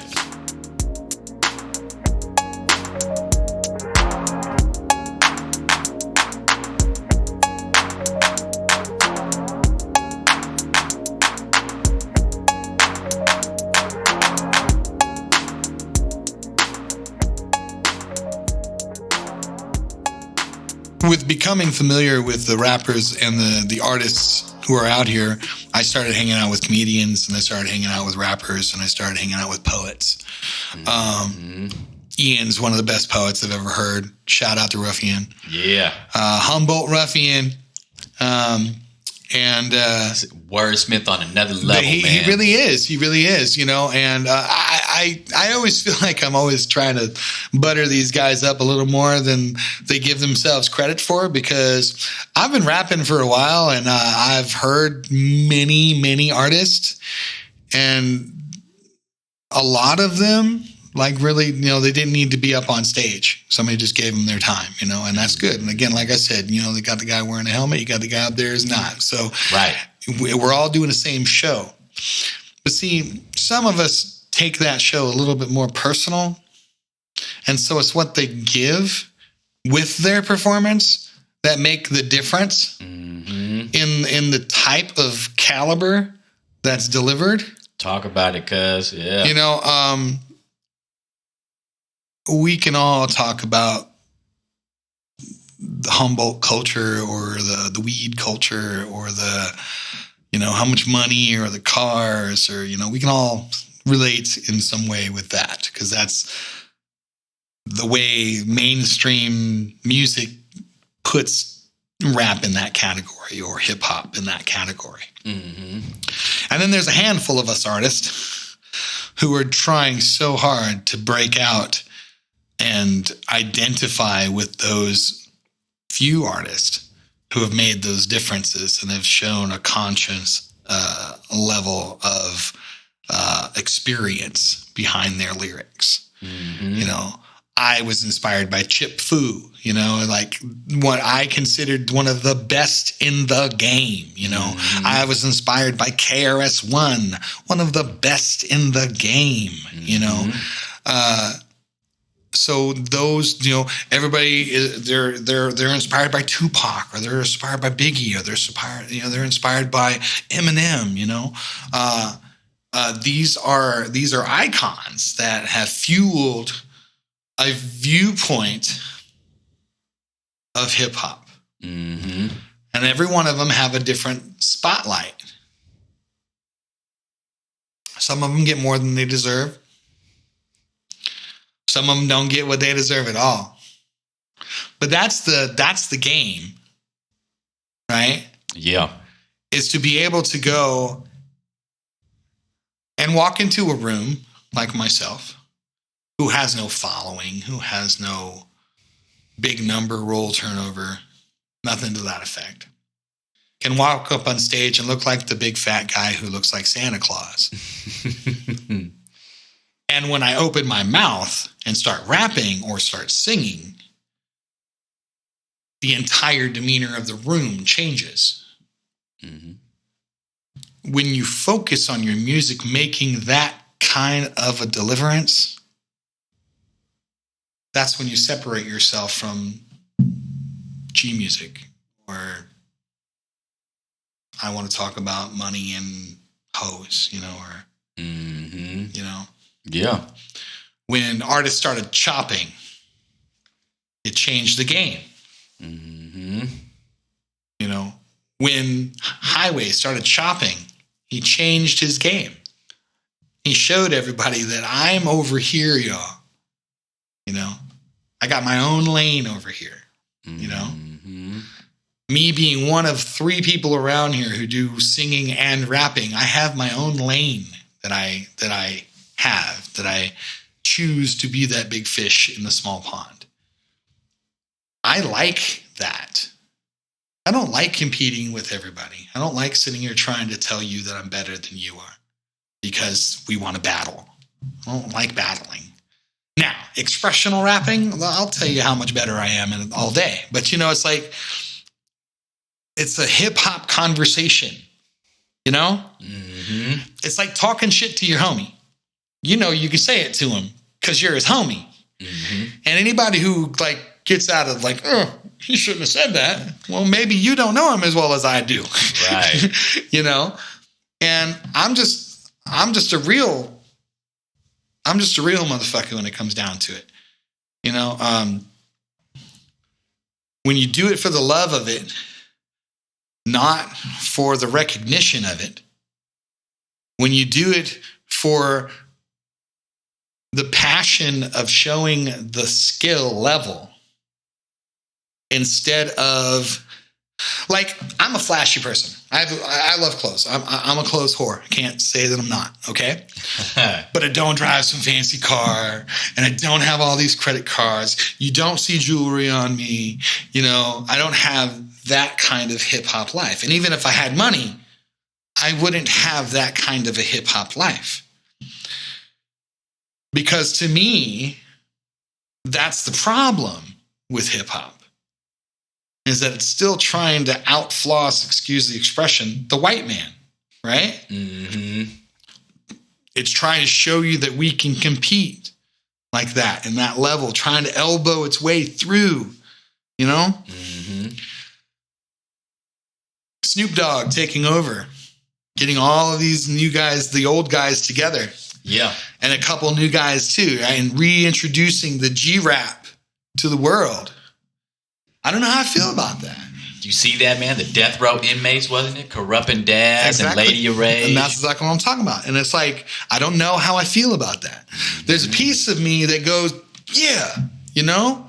Like, okay, this G-Rap, this, you know? The nostalgia. Yeah. And then there's a piece of me that goes, man, we just went through 20 years of that, guys. Mm-hmm. 20 solid years of hate, malice, and I'm better than you are. You know, we lost 2 of the best entertainers of our day.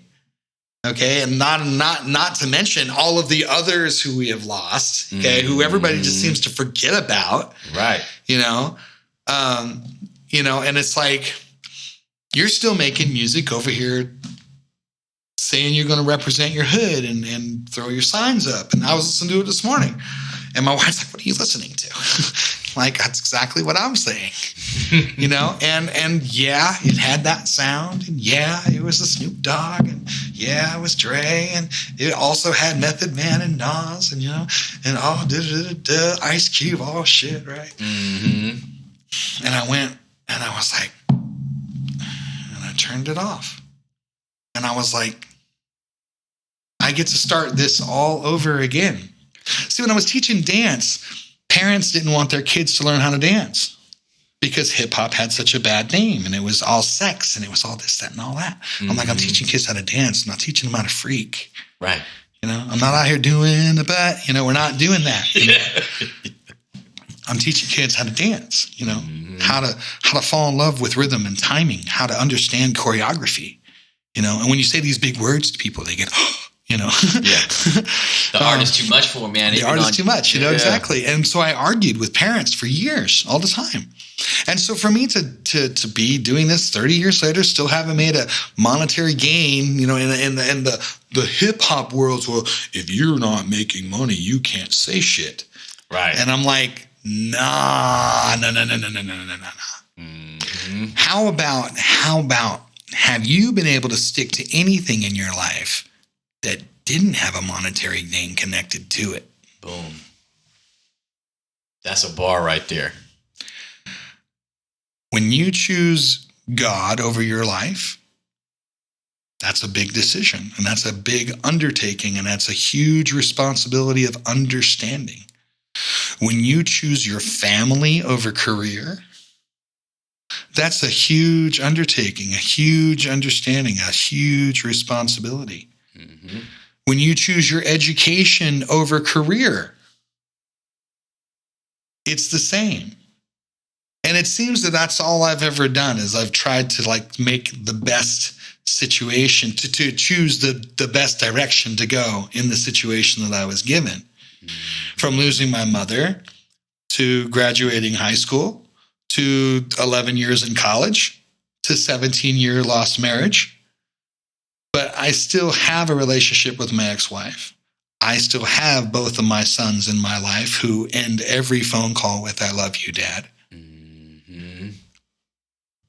I have a beautiful, wonderful new wife who I met in the circles of doing shows and dope online. And she ended up coming to a show with a friend of mine. Okay. And I thought they were together. I'm like, "Hey, nice to meet you." Boom, boom. Jumped around, started doing the Johnnee show. Mm-hmm. He did his show. She was there. We hung out. We all went into another bar afterwards. We hung out and talked a little bit. I'm like, "Man, she want to talk to me so much." But hey, that's cool. What's up? Da-da-da-da, you know.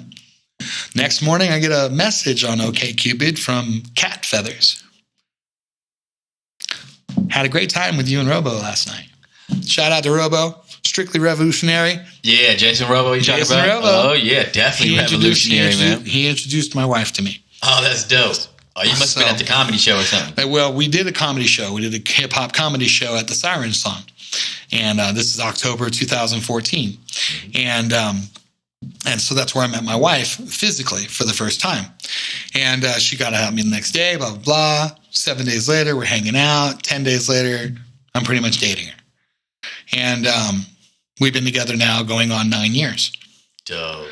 And that's been the best thing that's ever happened to me. I mean, I had a wonderful 17 years, not maybe at the end of it, but I gave it all. We both gave everything that we could. We really did.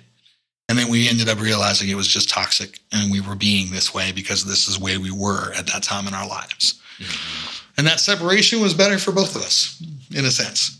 Mm-hmm. I came up here with the boys. Boys have taken off. My oldest has made me a grandfather 3 times over. Dope. My youngest is still struggling and, you know, being a young boy trying to survive out here. And he's I see him weekly, so that's good. Yeah. And, you know, and my wife and I are therapists. My wife is a speech pathologist. And since I worked with her the last, 8 years for her to finalize her master's degree. And during that time, I was doing everything that I do with working with therapy. And that's just how we pretty much, you know, we survived. And we were therapists by day and hip hoppers by night. And that's dope. You know, and that's all I continue to do is I have my friends out. I have anybody who is inspired to want to learn how to rap. See, I have more to offer than what I get to offer, I guess is what I probably should be saying. Let them know. You know, it's like if you feel that you can't sing or you feel that you shouldn't sing, I can change that. If you feel that you don't understand timing, I can remedy that. If you feel that you have stage fright, I can show you how to get around that. If you can't rock a microphone without it sounding like you're eating the microphone, there's a back road for that one too, you know? Yeah. There's so much more that I don't think everybody is taking into consideration when it comes to performing. They think that what they do in a studio is enough, and it really isn't. Mm-mm. A studio is to make it clear on your CD player. Right. A studio is so it sounds awesome on the radio. When you're performing, you're doing exactly that. You're performing that stuff now. That took you 20 takes to get your 16 right. Mm-hmm. That took you 9 takes to get your chorus right. Right. And then you want 4 layers of extra shit on top of it. Right. Because of the way that we're being taught by the mainstream that this is the way you get these kind of lyrics. Mm-hmm. Well, I'm not that guy, unfortunately. So like peeps come to my studio and maybe they don't like it. Maybe that's why I have a very small list of people who come to my studio. And I'm not the best beat maker either. So there's that too. And I always kind of shy against mixtapes. Because I'm like, why are you doing this? If you're going to do this on a mixtape, why aren't you just giving it away for free? Why don't you do it on a real beat so you can sell it? We can put it underneath the contract and do the copyright and we can get it out the door. Mm-hmm. It's just a different era is all it is. And it's me learning how to deal with, okay, they want this, the new, the now, the way it's being done now. And I kind of want to teach them this so that they can add it to that era, because I think that's what the era is lacking. Right. Is they're rushing it. It's like they're in there reading their phone. Like I never recorded anything that I didn't have memorized. Mm-hmm. When I went in there I was not in there reading this like this for doing my recordings. I was murking the microphone when I did my first recordings. You better call the Ghostbusters. The Wildcats rugrats become hustlers. They climb the walls like Spider-Man. They hide behind trash dumpsters. Johnny Bravo punksters. Dexter's laboratory funksters. Taking the world like Pinky in the brain. The rap industry I'd puncture. It's like, I didn't fuck around. And, and that was this side of it. And then I'd be over here, where did my good girl go? And be all connecting to people with relationship music. And so that was 2 completely different avenues. A lot of people were like, you just need to rap, man. You just need to rap. Even Tamarisk, I just need you to rap, Johnnee. And I was still learning how to adopt and to adapt to working with a live band. So I was trying to make songs fit that didn't exactly fit in the key or whatever, right? Mm-hmm. I didn't know that. I mean, I was trying it, and they're like, we just want you to rap. You're singing, you went flat there. I'm like, I don't know, I was trying to make a song fit, you know what I mean? Mm-hmm. But it didn't always work out that way. So I had the first person in my life tell me I shouldn't sing. And I was like floored. And they was like, oh my God, she just told me I can't sing. And I got all butthurt. It took me like a year to get over it, And, but I took her words to heart and I was like, okay, what did she really say to you though? Mm-hmm. You went flat during these things. Okay. So that's all she said. It wasn't that you couldn't sing. It's just that during these live performances, you were going flat because you were in the wrong key and you were trying to force something to fit inside of something that they were doing raw. Freestyling rap is raw. Freestyling a song that you've written inside of a key that you've never heard is hard. Yeah. Sometimes if it's perfect and everybody's like, holy shit. And there's where my famous words, like I wrote it to the shit, came from. Mm-hmm. And then the famous one that I like to say as well is all it's missing is me. When you got an empty beat, I'm just waiting for y'all to stop so I can start rapping, because all it's missing is me. When I came up here, it seems like all of these ideas and words that I played on, and I always thought they were like more like just like catchphrases, but they became my catchphrases, like Too Short's got bitch, right? Master P's got na na na na, Mm-hmm. Well, mine's like I wrote it to the shit, and and all it's missing is me, and and that I use 3 words. My favorite word is edit.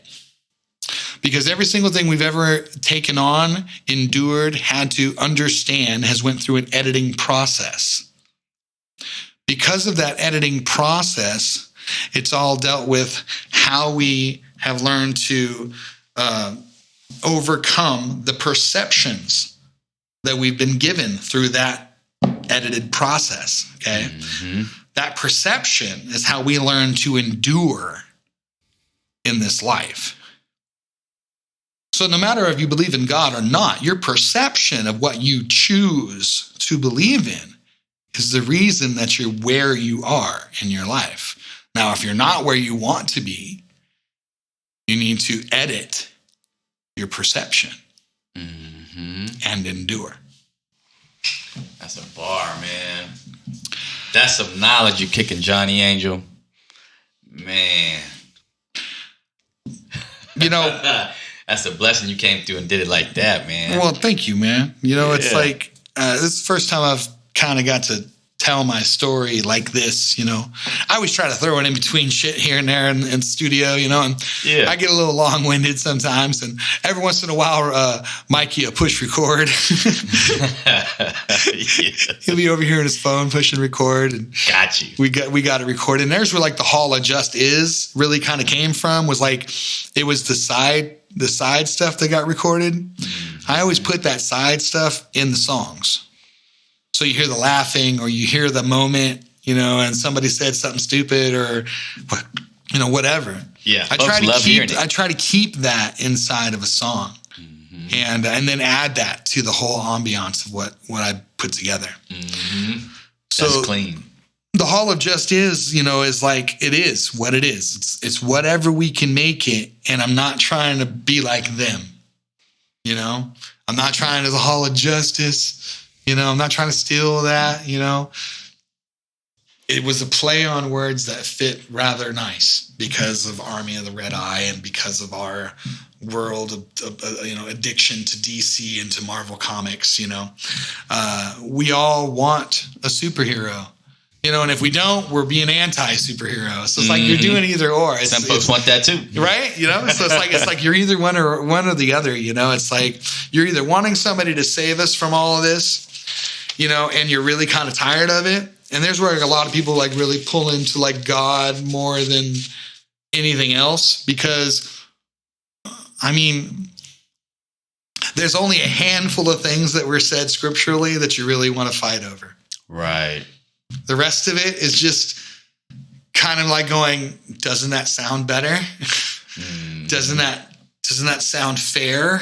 Doesn't that sound right? What's the word? Righteous? You know, it's like, you know, it's like, if you can't take your shirt off for somebody who's cold, if you can't provide a bowl of food when you're making it for someone who's hungry, you know, if you can't get up on stage and do one song that means something to the crowd instead of what you wanted them to hear. A lot of us say we want to, it's all about the new. I got to give them my new song. You know who the biggest band in the world is?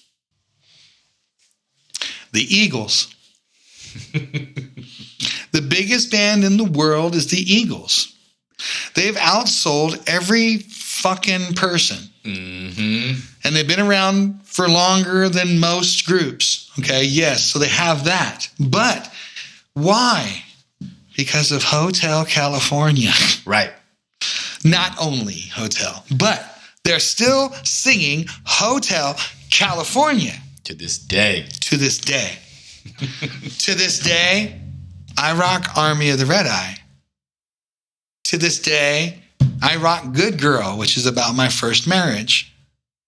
To this day, I rock A Meeting with Love, which is the end of my marriage. To this day, I write The Challenge, which is the meeting with Chelsea. To this day, I drop Can I Drop, which is an original freestyle done at Shady Manila. We did the beat, the whole nine. He's all, do you think you can drop to this? I'm going to push record.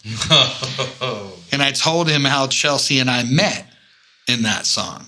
Oh, dope. So everything's about choice in my life. And I think it should be for everybody. We all have choice. We all choose to go down the avenues you want to. You chose to give me a holler, even though you barely know me, and said, let's get this cat through and let's see what he has to say. You know? Yeah. From this arrangement, our friendship will either grow or it will be what it is right here, and we leave it at this table. But that's a choice. I choose to get a hold of you next month. You choose to get a hold of me next week. Mm-hmm. I know who's not getting a hold of me. It doesn't mean I'm not going to not get a hold of them, though. Mm-hmm. Because just because I haven't been in their circle in the last year doesn't mean that they didn't want me there. Mm-hmm. That's just my perception fucking with me. So At that moment. So I have to edit my perception. And to endure this hard time of me not getting what I want out of this particular moment. I'll tell you something, brother. I've been following the podcast from a distance. Mm-hmm. And then I met you. And then I was like, okay, that's cool. He's doing that. I've been wanting to do podcasts from my car. 2.5 years ago, I bought a 360-degree camera to fit in my car. Never installed it. Oh, damn. Yeah, waste. But I still have it. I may still do it. That's what I want to do. That's dope content. Right? And then be able to do that in the van. And I just had the best job to be able to do it, too. But anyway. That's the Insight Cypher 2.0, man. Yeah. For real, you know. You got it, Johnnee right? Angell style. You got it, right? But I was sitting here and I'm seeing that you're having these podcasts with these cats. And a piece of me got jealous. Especially when I saw Ian and ATG. Okay. And I was like, a little piece of me was like, oh, what happened?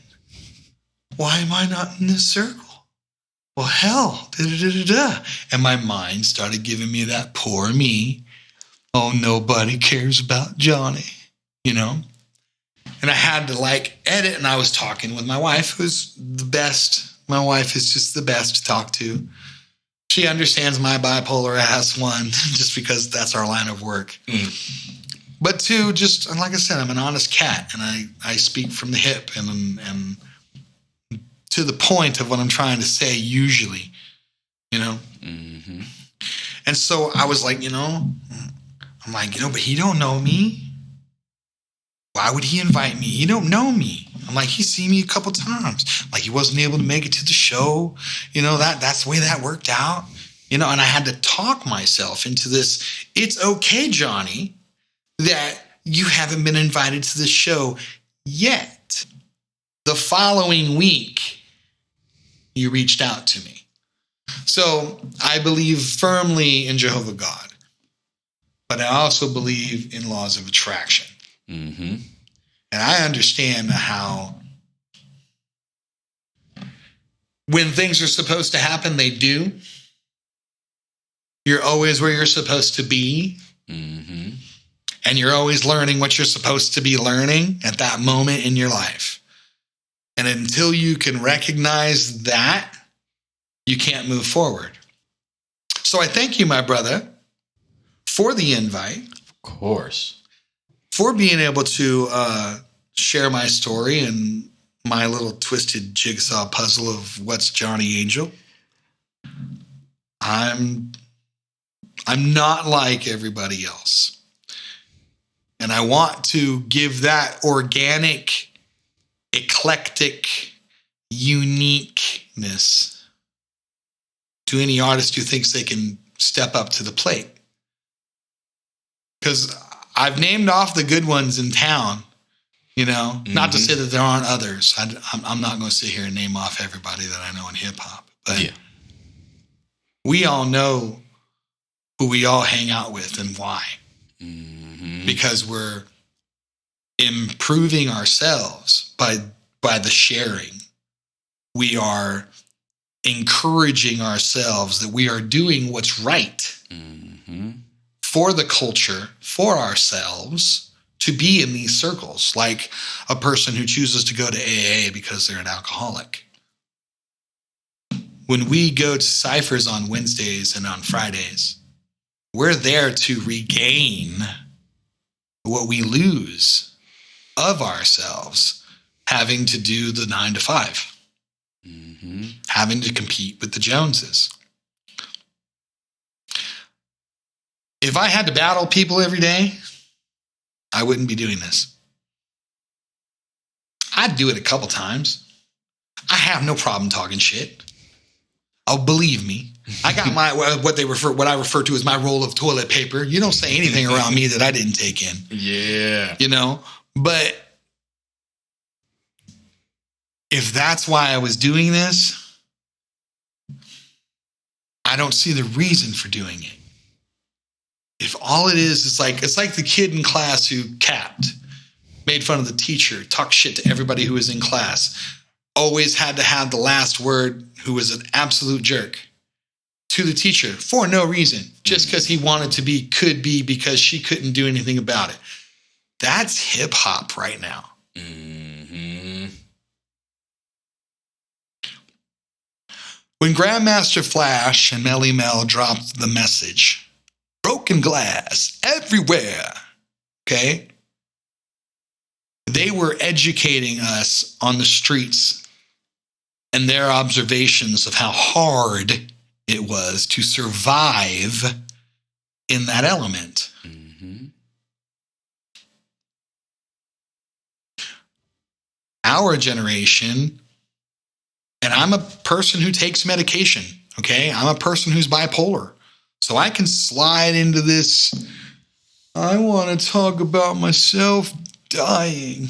Mm-hmm. I want to talk about every wrong thing that you can think of. You know, I want to be as sadistic as I can muster, mister. You know, I want to be as vicious as I want to. I want 29 people in one video with a gun in their hand. Mm-hmm. And I'm like, really? 100,000 views for a bunch of kids that lucky they didn't blow somebody's head off, jumping around with guns in their hand? We got to let that go. You know, the stack of money to your ear thing. Mm-hmm. Yes, rap is flashy. Gold, rims, Puma outfits, Nikes, Adidas. Okay. Mm-hmm. These are core hip hop things, yes. Mm-hmm. But showmanship. Like when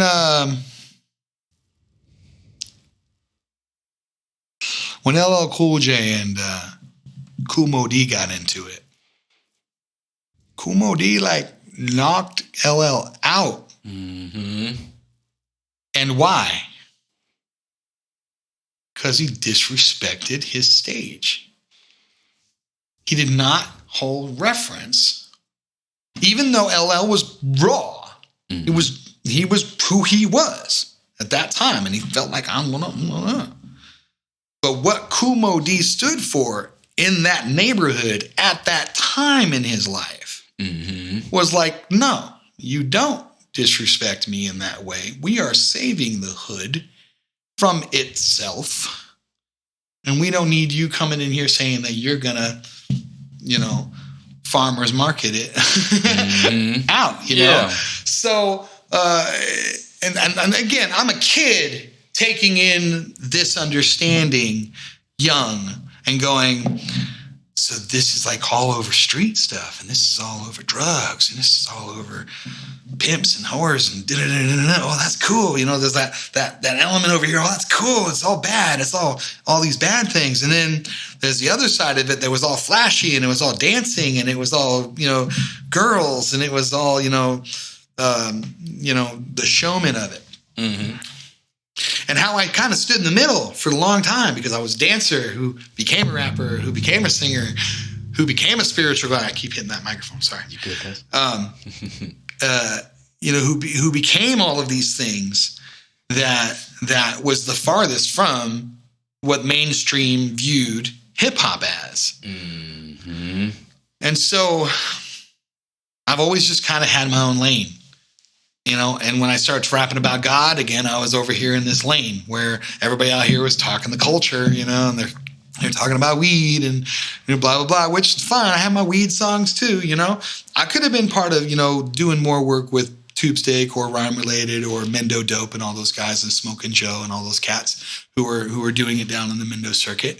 And I could have been more involved, but we are just two different types of music. Mm-hmm. And it's like I didn't want them to feel that I was trying to talk down to them for their success, and what they're working at and succeeding at and doing good cultural work because, our boys not only producing albums and they're producing cannabis and they're producing videos about how to produce cannabis and like they're opening the doors, on the legal sense and doing it right. Same with Greener Fields and Tony Mendocino. So it's like, them taking that avenue, it was like, that's awesome that they took those avenues. Me, I've just always been a rapper. It's like the breakdancer who kept breaking during the down years, And then when it came back in like 92, 94, well, he was still dope at it because he never stopped, Well, I was still dope at it because I never stopped.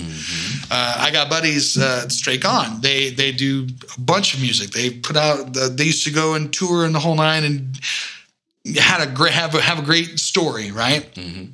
And then they quit performing, and it became more of the production side of it. Mm-hmm. And he went to school and he paid for his school and he became a producer. And he's like, I'm more of a producer now, and like trying to get him to rap is the hardest damn thing. Trying to get him, come on, damn man, get a studio facility, and I can't get him to do it. But every once in a while, I can get him to pull out of that, that producer cap and get in there in the studio. But I can't get him to perform because he's turned that side of his life off. Me, I've never turned it off. I turned off dancing, but I can still dance. Mm-hmm. But I'm just not as well at dancing as I used to be. But it ain't gone though. It ain't gone though. Yeah, I can still pop it. I can still float, and I can still all that. Yeah. So I have fun Johnnee with it. Angell, man, this was a dope one, man.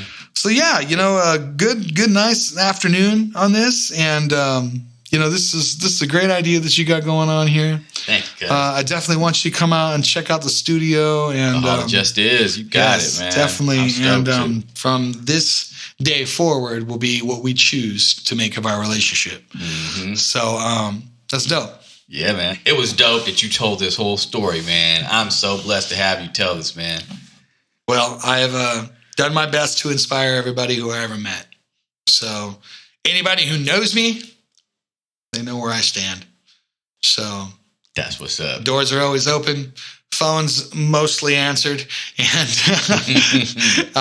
we can't make it too easy to get in touch with us, man. Exactly. Got to get him a little bit of a barrier somewhere. Yeah. Hey, well, let me tell you this, Johnnee Angell. You know what, man?